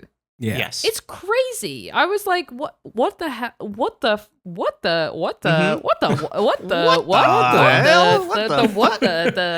hell? You might even be saying something like, what's all this then? You could even be saying that based on the way that those toilets work. I mean, it didn't occur to me. It didn't even occur to me. Didn't even occur to you. That's good. So most of my experience at Man of Kent, which I also wanted to say does sound like a Mad Libs name for a British pub. Most of my experience there was just sort of freaking out at the fact that I was having lunch by myself. I don't know if either of you like frequent solo diners. It's not something I do very often, and in this particular instance, it did feel very much like I was inconveniencing the people who were there by sitting down to have what was a 3 p.m. lunch. But you guys don't dine solo much? I do. I mean, I kind of like exclusively do now, which is so sad to say. I think it's great to do, by the way. And my issues with it were personally my own brain having issues with it. Same. I think it genuinely, like I had to get good at it. Like it was a skill I had to work on, was feeling comfortable eating somewhere alone. Yes. But I do a lot now. It's one of those things where no one is thinking about it except you. No one is thinking, oh, look at that fucking loser. Look at that alone guy. I did have an experience one time where I went to IHOP by myself. I used to live near an IHOP in DC, and I liked it. And I went there by myself, and there were some kids. I say kids, they were probably like 19 or something, sitting in front of me. And I was there by myself, and they turned around and said, "Would you like to sit with us?" And I was like, "Whoa, no." And I got a weird, immediately my brain just started going, Christian. This is a Christian thing. They're doing Christian stuff here. Which maybe they were just being nice or thought they were being nice. It mostly just made me feel sort of like, I mean, again, that they're sort of young, so maybe they don't know about what it's like to be, 24 at that stage. Right. But I was just like, I'm actually having quite a nice time sitting here. I've got my phone, I'm looking at phone. Phone has got so much stuff on it. It's nice to look at the phone. I like a solo dining sometimes. Obviously I don't do it all that much, but I like to do a good move, I think, is go to a bar, sort of a quieter time, sit at the bar, bring a book, or just look at phone, and order like a plate of French fries and a salad and have a beer. That's a good build, nice. I think, for a solo dining situation. You just kind of work on it, and then this was I like that. Diners are obviously great for solo dining. Not in anyone's way. My problem is the one thing that I think I get like a little bougie with is food. Like I love food. It's what I'm about. So like I do feel odd sometimes walking into like an extremely nice restaurant and being like, one please. But it's it's whatever. There's a sushi place I go to often. And it's funny because I've been on like 1 or 2 dates there. Mm-hmm. And my last few times I went, the waitress was like, "No pretty lady." Oh. Like, no pretty lady. Just me. Just me. Look, it's it's like I think it should absolutely be normalized. It should be Agreed. something that we don't feel weird about, because food is a universal thing, and it's something that people enjoy whether or not they are in a couple or they're with friends or whatever. It's like, obviously there are things about eating with other people that are really good, but you can absolutely want to enjoy the absolute fucking splendor of good food by yourself. There's nothing inherently social about it. And sometimes you have to have a solo dining experience where you think, I really hope this is going to make for enough content later for my podcast. Charlotte, you have the floor. So I did I wanted to go for lunch. They didn't open until 2 p.m. I thought it would be really weird to show up at exactly 2 p.m. So I had a 3 p.m. lunch. So that is pretty much the whole time. I just sort of like stream of consciousness wrote notes into my phone as the thing that I was going to do while I was having the experience, and I've tried to whittle down those notes. That was a lot of my research, was trying to understand my spiraling brain as I was like, I'm in this situation where I think they have noticed that I'm British, and I'm at the British place, and I'm like the only one here eating. Yeah. And like, oh yeah, she's come here for like her British fish and chips, so we better like be good. And I was like, I've got to fill into that role of being like, to be clear, there are 2 people in this place. One person is off to the side on his laptop. The other one is me having my Mushy Peas experience for the first time. And I was like, I've got to like live up to the made up role that I've made for them in their heads of being the British person who's here to enjoy her fish and chips and finish it by going, yum, this is lovely. Yeah. But I went in there expecting to get a cheese and onion pie. Let me show you the menu real quick. We can do a quick menu time here. On the Man of Kent, because the thing that I wanted to get, was so they do pies for $20 Canadian, and they come with mashed potato, mushy peas, and gravy. And I was like, this is what I would like to get. They have beef and ale, chicken and mushroom, and cheese and onion. Mm-hmm. Another thing to know about me is I do eat meat, but sometimes I still get kind of grossed out by meat because I was veggie for a very long time. So I go into this situation, I'm like, I know I am going to get the cheese and onion pie, and it's the safe option, and I'm not going to be scared of it, and I'm here to enjoy the mushy peas. I show up. This menu, turns out, is a little bit old. They no longer have the cheese and onion pie. No. And I am sort of in a situation where I'm like, what the hell am I going to do? I guess I'm going to have fish and chips. And I also have to say, first time I've had fish and chips in about 10 years. Oh, wow. So this was a whole ride that I was going on. But looking at the menu, what are you guys getting from Man of Kent? I mean, I don't want to be boring, but I'm 100% getting fish and chips. Because I would trust this place more than others to maybe do a good job based on the menu. But if I'm not getting that, I'm definitely considering a build where I'm getting something like a sausage roll, some chips, and a salad or something like that. We got, just a rundown here for the audio-only listeners, we got the pies, we got the fish and chips, chicken tikka masala, something called a Big Mac slice, which is obviously a sort of fun item. It's a Big Mac inspired puff pastry slice topped with Big Mac sauce, sesame, and shredded lettuce. So I'm assuming that that's something sort of like a Big Mac Cornish pasty type thing. I guess so. It's like it's either the fun option or it's like the option that you're going to gravitate towards if you're looking at. It's like the one non-like British thing on the menu. Yeah. So it's like, okay, I guess I'm here with everyone who wants the British things. I guess I'm getting the Big Mac slice because that's not what I want. The lettuce is strange. And then they also have Cornish pasty, squash and kale salad, Scotch egg, sausage roll, triple cooked chips, and oh my God, Charlotte, they have sticky toffee pudding. They do, in fact, have sticky toffee pudding with vanilla ice cream on the menu. which I did not get. Again, because I felt weird being in there by myself, and I was like, I'd just like to eat my mushy peas and leave. Thank you very much. And just get out of here. Also, it was just like a really hot day, and I didn't want to have more like hot food. But I do believe I will be returning with the intention of probably going there for a dinner, so that I can probably with my sister as well. Who I know is also sort of like often missing sort of like the British foods, and gonna have to grab the sticky toffee pudding. Yeah, Justin, what are you ordering from that menu? From that menu? Let me go back. Honestly, probably also the fish and chips. I would eat everything on that menu. The Big Mac slice, I'm not really all that interested in, but I would the shredded lettuce is a big mistake, but yeah. I've been a bit of a sausage roll hater. Oh. And I don't know if I've had a good one. So when I pictured sausage roll, I'm so sorry. I pictured like a pig in a blanket. I pictured like a little sausage shaped like a hot dog inside of a roll. And I got, I don't remember who made it, but it was like a vegan sausage roll. And I was like, oh, they're just going to stick a little vegan sausage in there. But it was just like paste that tasted vaguely pork-like. And I was like, oh no. And, well, I mean, I can't defend that, obviously. That's really all I'm basing it on. Like, I know I've talked a lot of trash about sausage rolls, knowing that my baseline for it is probably really bad. So I'm going to practice mindfulness here and remember that you are our guest and you've been so nice to us.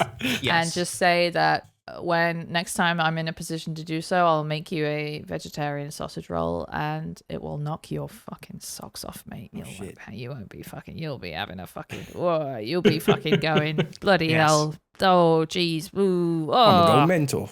Yeah, you'll be, It's one of those things you have to have the good version, because there can be some kind of crappy versions of it. But can I link y'all a place real quick? Please. Yeah, absolutely. I should have said this earlier, but this is a restaurant here in Richmond, Virginia. All right. And I'm curious what you think I should get on that menu. Ooh, okay. It's very well rated too. British classics and Thai flavors. Thai food. Yeah. That is so fun. Interesting. The British Embassy fish and chips. They got curry chips. They got so many things. Yeah, sure. I'll view menu. Bangers and mash. Okay, here's what I'll say. Mm-hmm.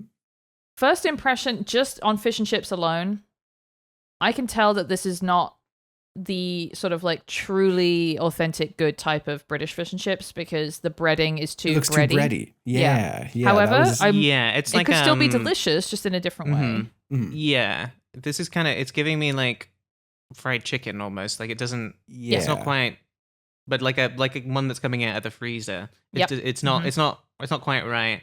For sure. And again, might still be good. Probably, yeah. Mm-hmm. Yeah, exactly. Bangers and mash look good. Sausage and chips looks good. British add-ons: baked beans, mushy peas, extra curry. Okay, they also have sticky toffee pudding. Looks fucking good. They got. I've never had. I'm gonna have to try it. Oh, that's an easy one to make. Also, Justin, if you ever want to do another baking stream together, we could make sticky toffee pudding because I would love that. It's delicious and good. They do just have the side of mushy peas as well, and I also do like just the bowl of baked beans that you can get from this place too. Yeah. You know, I would really fuck this place up. I would love to go here and get like one British thing and one Thai thing, because they got the drunken noodles, they got the massaman curry. Oh, Panang curry is one of my favorite foods of all time. Yeah. So getting like a Panang curry and some big fucking chips sounds so. God, I'm very hungry also at this moment. So I feel that. I'm having some crazy thoughts. But yeah, this place looks good. I would for sure, if I was in the area, for sure try this. Yes, I kind of want the battered sausage and chips. I had the picture up earlier. It's I never ate battered sausage. No. Growing up. Yeah. That's another one that looks very unappealing, I feel like. Yes. A lot of chip shop foods are like, there are lots of like nasty chip shop foods. I feel like, you got the battered Savoy, and you got the, obviously the deep fried Mars bar is another thing. There's lots of like odd creations I feel like you get at the chip shop. But the chip shop is, traditionally a very like, I don't know what the word is, salt of the earth kind of working class, like, everybody goes here, and I guess that's kind of why they traditionally have a lot of foods that are like, well, this is what food was available, I do think the fish and chips that I did get from Man of Kent does look quite appealing, and I would like to show you both the meal that I did receive. And again, that's you have such to be a on nice team. big fish. Well, you'd say a big fish. I got the little one. Wow. They do two different sizes. They were like, would you like the small one or the big one? And I was like, I haven't had fish and chips in 10 years. I will have the small one. Thank you very much. Comes with the slice of lemon, comes with a little thing of tartar sauce, which I also was like, I don't know if I've ever had tartar sauce, because the idea of it also grossed me out as a kid, which is why I never had mushy peas for so long. Because again, I just didn't really understand what they were. I was like, I like peas, don't mush them. That sounds gross. I don't want it. So I was in here like, I really hope I like tartar sauce, because again, I'm trying to, really in my head this whole time, I want to fill the role of British person who loves the British food they've been given. I have to say the battering on this fish and chips was really, really lovely. And I think it does come across in the pic. This is kind of what you do want it to look like. And my understanding of this place as well is that the chef is a British guy too, and does seem to really know what he's doing.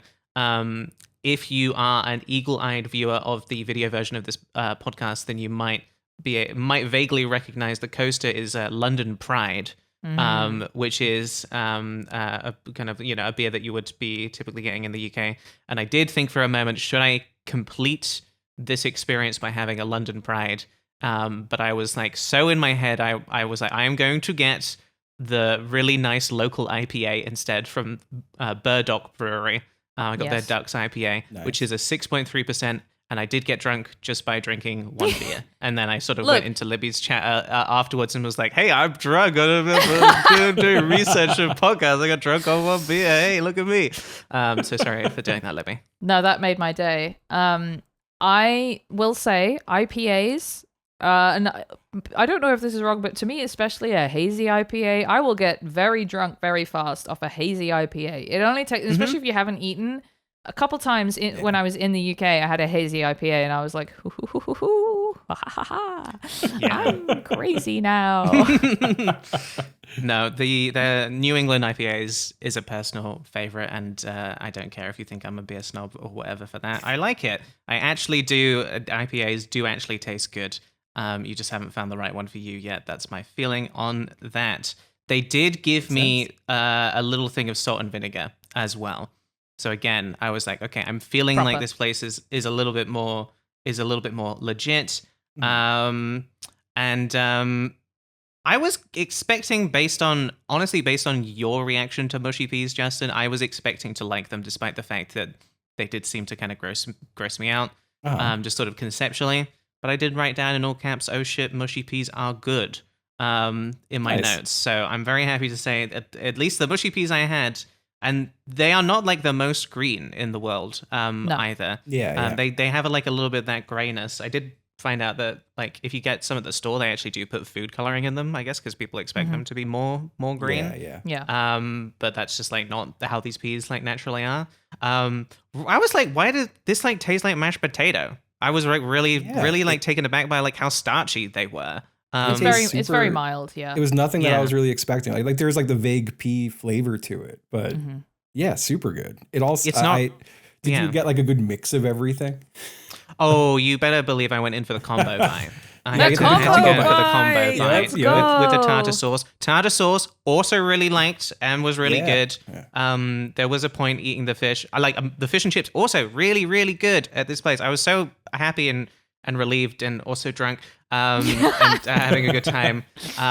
There was a point where on the TV they played an ad for a restaurant and they were all eating lobster, and I had the sort of like moment where I looked down at my fish and I was like, I'm eating a sea creature, and it kind of grossed me out. But fortunately by that point I was mostly done eating the fish, so it was fine. When you guys made them, do you use like lots of? I was trying to figure out what seasoning was in there. My understanding is it's just salt and pepper, but I was like, I was also like, this is so well seasoned too. I was not expecting it to be like the mushy peas to be as like flavorful as they were. Yeah. Yeah. No, absolutely. I mean, the mushy peas are sort of blank canvas for you to do whatever you want with. I was shocked that when I was going to make them, I was like, well, let me like Google like mushy peas recipe just to like make sure I'm doing this right. And I was almost led astray. The like number one I found was like, oh, you have to put heavy cream in there. There was a bunch of stuff. And I was like, this just doesn't seem right. So I Googled like authentic mushy peas recipe, and it was like, boil them, add salt. I was like, all right, that's what I'm doing. Yeah. There we go. Yeah. I have to confess, for the last 10 minutes, I've been looking at places to find fish and chips in Los Angeles, and I might go and do that today. I might do that today too. I've been like, okay, Charlotte has the place that's like, close enough to us. She can pop over there for lunch. Now I want that in my life. For real. Fish and chips near me. That place I live seems good, but it is like a 25-minute drive. Okay, so I know a really, really, really good place in Oceanside, which is 2 hours from here. And my first thought was, I'm going to drive to Oceanside right now after this. Because we're recording this early. We'll be done in like, 20 minutes or something. It's like lunchtime, I could be there by lunch. But there are places near me that I should give a go, Apparently, I got a place nearby called the Penny Lane Pub. And they do a fish and chips.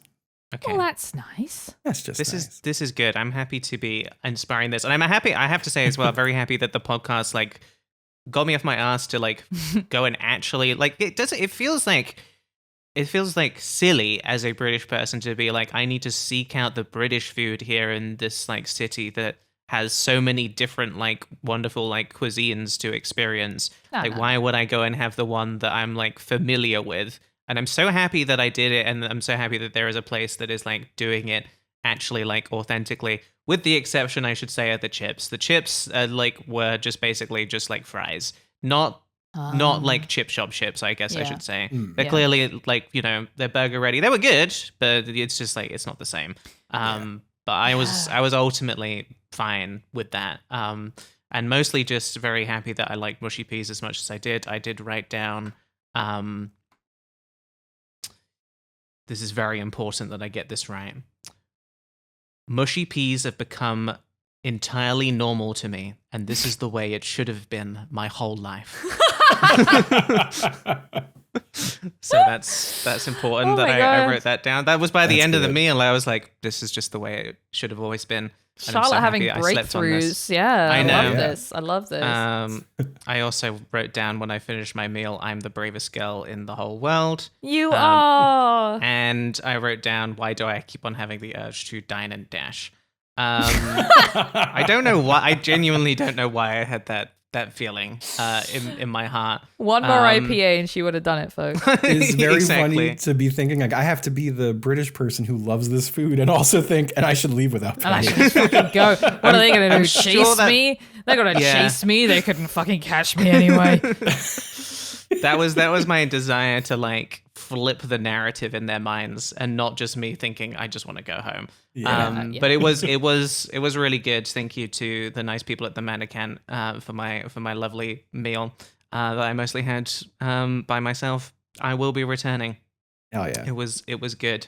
Let me tell you when you'll be returning, Charlotte, is when I eventually come to visit you in Toronto. We are absolutely going there. And I will be getting exactly as drunk off one IPA and having the fish and chips and sticky toffee pudding, and you'll have to roll me home. It's such a good IPA, the Ducks IPA from Burdock. Shout out to very, very local specific brewery in Toronto. But what can I say? I like my beers, and I like my Toronto beers. Well then, I think that's mushy peas. I mean, ultimately, I tried some and I was like, yeah, this is good. That's so there we go. Can I talk about maybe two more things before we wrap up? Oh yeah. The first thing I want to do is just this extremely sweet article that I did send you, but I need to share it with the listeners as well.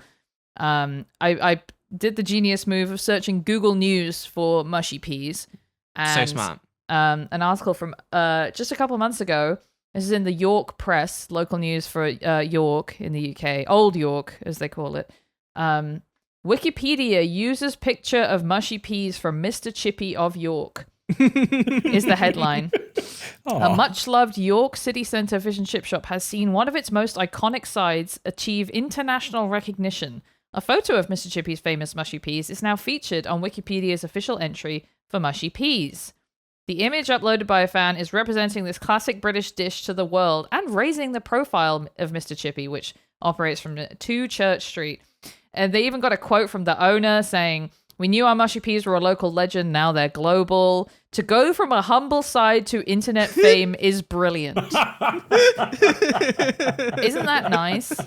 That's so nice. So nice. Especially because if you check the Wikipedia page for Mushy Peas, it is the second image as well. It really does read like it's going to be the number one, but it is the second one that comes up. The page. Oh, that rocks. It's really nice to think, and I love Wikipedia, and I think people, it's one of the good things about the internet, and has been for many years, and I hope it never gets fucked up, and it probably will, but it seems to be holding on, without AI bullshit or whatever, and I think I would be similarly proud, if because mushy peas, like Yes. I'm not saying that that's the most famous food in the world, but it's up, it's getting looked up. It's one of the ones you're likely to search. Probably, a lot of people were more likely to see that picture on Wikipedia than they would be to actually eat some, Yes, for sure. Yeah. And it's nice to have, the cartoon version isn't quite right, but like the quintessential version of the mushy pea, to be like, this is the one we're going to show to the world. So I'm so happy for Mr. Chippy, personally. Mostly happy for how happy they are about getting the recognition on Wikipedia. It's so sweet. I'm good happy you, for Mr. Chippy. I'm happy for them, and I'm also happy for Taco, who's washing his bum right now. Yeah. Oh, that's lovely, isn't it? He's having a good wash of the old bum. He's kind of going around the bum a little bit. Yeah, sure.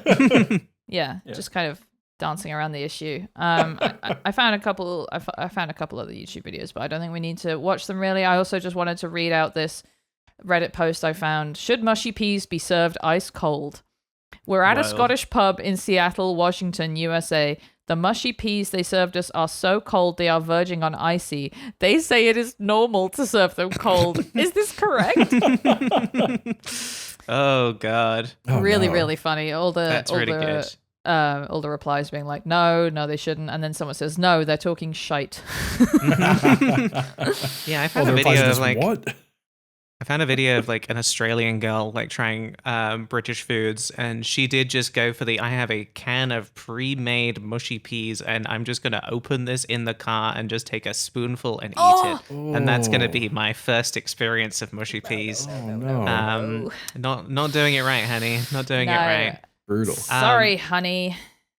It's time, though, I believe, to rank mushy peas on our British supermarket-themed tier list, with S tier being Waitrose tier, A being Marks & Spencer, B is Sainsbury's, C is Tesco, D is Morrison's, E is Asda, and F is Iceland. Libby, where are you putting mushy peas? Oh boy, this is tough. It's not something to be honest, it's not something I would really make for myself, other than as a little bit of a sort of joke, sort of a lark, you might say. Sure. Or both of you have only seemed to make it for content. For content, say. And look, and that's fine to do. Yes. Yeah, that's kind of like 99% of everything I do, which is probably a problem. Look, there's not enough time in the day to be doing stuff for content and then also doing stuff for myself. I'm gonna be double dipping, I'm gonna be double dipping. Absolutely. I'm gonna go ahead and put mushy peas. I think this is I'm giving them a bit of a bump because I want to defend them a little bit from the haters, from the people who see them and go, what is that green vomit? That looks like the stuff that the Exorcist girl throws up. How nasty. Why does it look like that? Why are you all eating that? Where's the flavor? What does it taste of? You guys eat bland food. I hate you guys. You disgusting. Why don't you all die? That kind of stuff. Yeah. Yes. Yeah. I kind of want to defend it a little bit from that kind of commentary. So I'm going to go ahead and put it in Sainsbury's tier. It's a solid, it's a food that's fed people. It's not bad. It absolutely does not taste bad. If you are getting mushy peas that taste actively bad, those are bad mushy peas. There's nothing inherently bad about the mushy pea. It's a strange food. I support it. We must preserve the traditions of our weird foods. Sainsbury's. Yeah, I agree wholeheartedly with the idea that we need to use this moment here on What's All This Our then platform. to say our platform to say I get it that you don't like mushy peas because you haven't tried mushy peas yet. Because you're looking at mushy peas and you're hearing the name and you're seeing some green sludge and you're going, that looks gross. Well, maybe some of it is, but the one I had was really good. And also, I feel like it's gonna be consistent for me going forward that if I'm gonna have fish and chips, I'm gonna need the mushy peas with it now, and that's gonna add to the experience, and it's gonna be great. Again, not something I'm necessarily gonna seek out outside of the context of having some fish and chips, but when that desire hits in the future, which I'm sure it will. That's what I'm going to want, and I'm going to enjoy it, and I'm going to feel a little bit proud of myself as well every time I do have that going forward. I think you nailed it, Libby. I think Sainsbury's is the way to go. I think I'm going to pop it there. Justin, how are you feeling? Where do you want to put them? Sainsbury's is a B? That's a B. Sainsbury's. It's nice to say Sainsbury's, though. Sainsbury's. Sainsbury's. Yeah, that's good. Okay. I'm putting Sainsbury's in my eaten mess. Sainsbury's. I'm like, I feel like it would be like a B plus A- situation for me. Like I'd land, like, if I'm being honest with myself, yeah, I think it would be Sainsbury's, because part of that too is I feel like it's not the star of the show, right? Mm-hmm. I feel like if you're going to be an S or an A tier, you got to be the star of the show. This is just like an enhancer.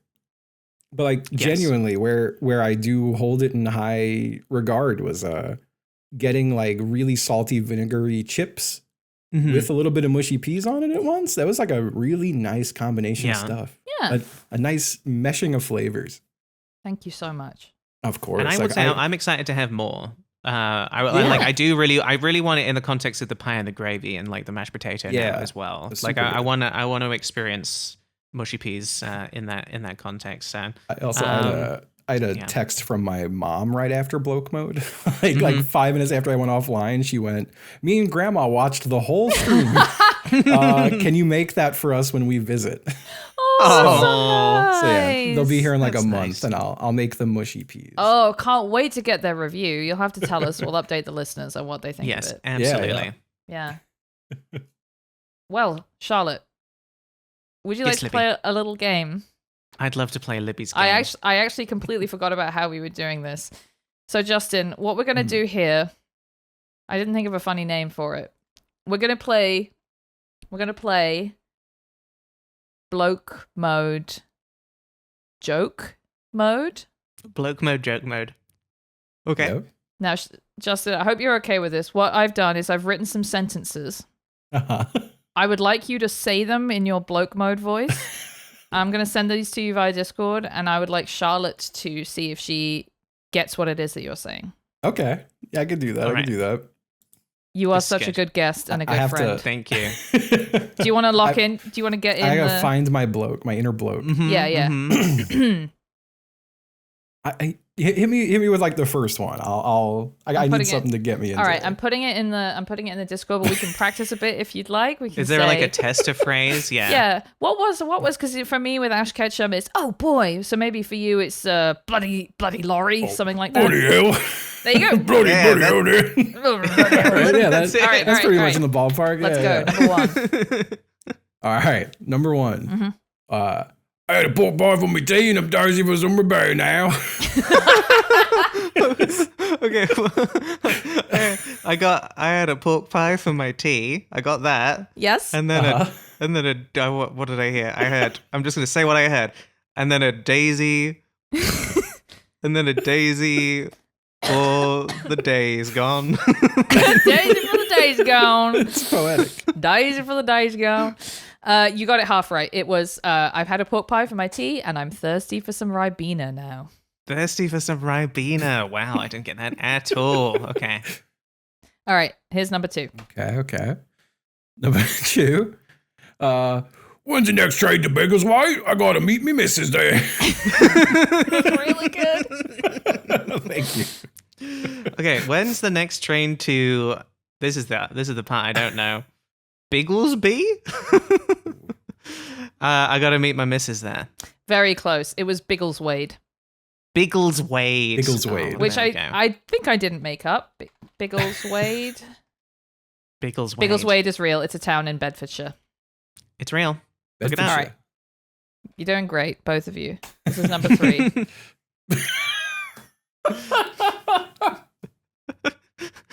Okay. All right, number 3. A gumbo without a roux. Like I don't think I can say that. You can say why don't you start by reading the previous one and then go straight into the next one. All right. Okay. What's the next straight to Biggleswade? I gotta meet me missus there. A gumbo without a roux, like an alligator without teeth. It just comes out. I can't help it. Okay, well, you're saying something very British about a gumball without a roll is like an alligator without a, I don't know, river. It's as much as I got. Really, really close. It was a gumbo without a roux is like an alligator without teeth. Classic British phrase. Classic British phrase. Yeah, yes, we're saying that right. stuff. All the blokes are always saying that. All right, here's the next one. They do.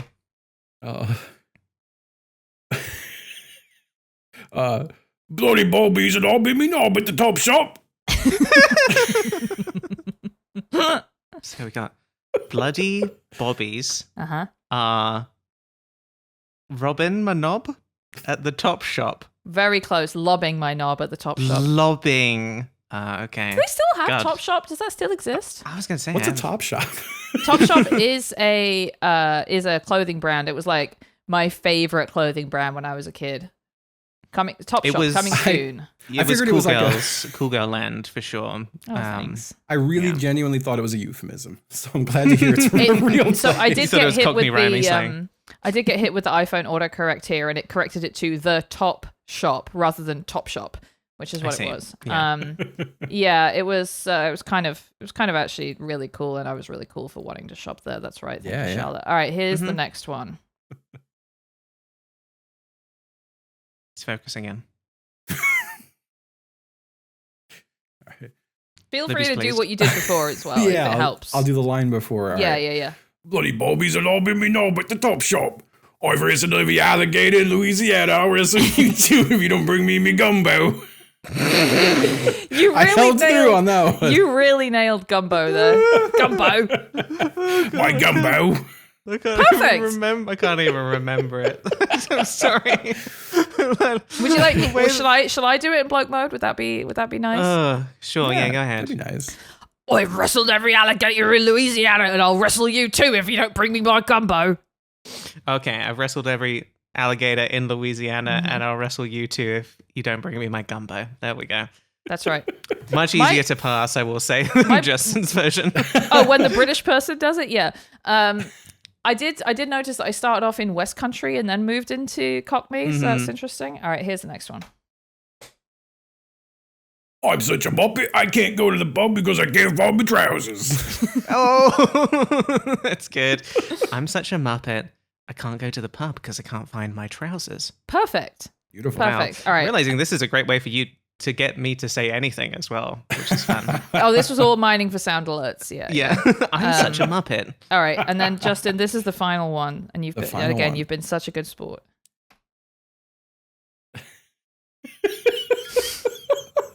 All right. I'm making gumbo for my friend the alligator. We live in Louisiana. He lives in the bayou, and I live in a house in Louisiana.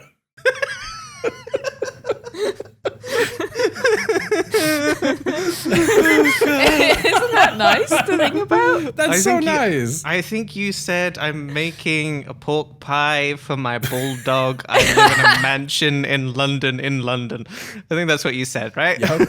That's right. Well done, that would make Charlotte. sense. The long and short of it. Yeah, I'm gonna say that you both were winners on that one. You both did so well. That was so good. I'm so really happy we nice. found a way to turn bloke mode into a game. Bloke mode, so the important game. for this. One thing we're starting now, Justin, it's going to be the way we're going to do the podcast going forward, is you're welcome to promote anything you'd like to here at the end of the podcast, but you do have to do it in a British accent. That's the new rule. That's the new rule. As established by Katie Fisher rule. Fisher, the Katie Fisher rule, the official Katie Fisher rule, going forward. That's good. Well, then you can follow me on the Twitch.tv /HCJustin almost every day. I got nothing else. That's all I do. Perfect. And it's a wonderful stream. Oh, thank you. He's one of the old head streamers streaming since before it was twitch.tv. Yes. You're not that much older than me, mate. So. I checked. I'm about to hit my 11-year partner anniversary. Whoa. In 1 month. So if you want to the day, sorry. damn. I was going to say, do you start when it was Justin TV, which I assume was back when it was just you? Yeah, it was my Justin website. TV, yeah. So what's funny is I started right when they launched Twitch. Like I think I had a Justin TV account that I migrated to Twitch. And then the only action to ever be taken against my Twitch account was in 2011.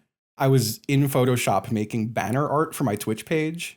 And they deleted my Twitch account and moved me back to Justin TV for streaming non-video game content. Oh my god! Which is so funny to consider what Twitch is now. Yeah. Yes. I stream games like 10% of the time now. Yeah, I know. I just spent all day yesterday putting chatters' names on a map of England. That would have gotten me sent to jail. Yeah, you would have gone to. They would have gone. Get back to Justin TV. That's how they would have said it too. And they were all blokes. So they were all blokes. That's right. It was crazy. Yeah. Well, yeah, be sure to follow Justin, twitch.tv /HCJustin. I feel obliged to say that in a way that will definitely be comprehensible to everybody. And do also be sure to give us a follow with What's All This Pod on Blue Sky and on Instagram. Be sure to subscribe to our Patreon if you'd like to support the show. If you would like to get access to video episodes and finest episodes as well, if you want a bonus episode in your feed every single week, that's something you have access to. Patreon.com /What's All This Then. And send us an email as well if you've got an idea for a British thought, maybe, or just any British thing you want to send our way. Or if you just want to say, we like the podcast, you guys are nice. That actually is really nice when people do that genuinely, and I would appreciate it very much. The email is whatsallthispodcast@gmail.com. Justin, thank you so much for coming on the show. What a pleasure this has been. Thank you, Justin. The bloke himself. Thank you so much. Thank you so much. Very fun. I'll come back anytime. Yay! Love to have you. We'd love to have you. Bye, y'all. Goodbye. Bye. Goodbye. Bye. Bye. You. Bye. Bye. Bye. You now. Bye. Now. Bye. Bye. Bye. Have a good day, y'all.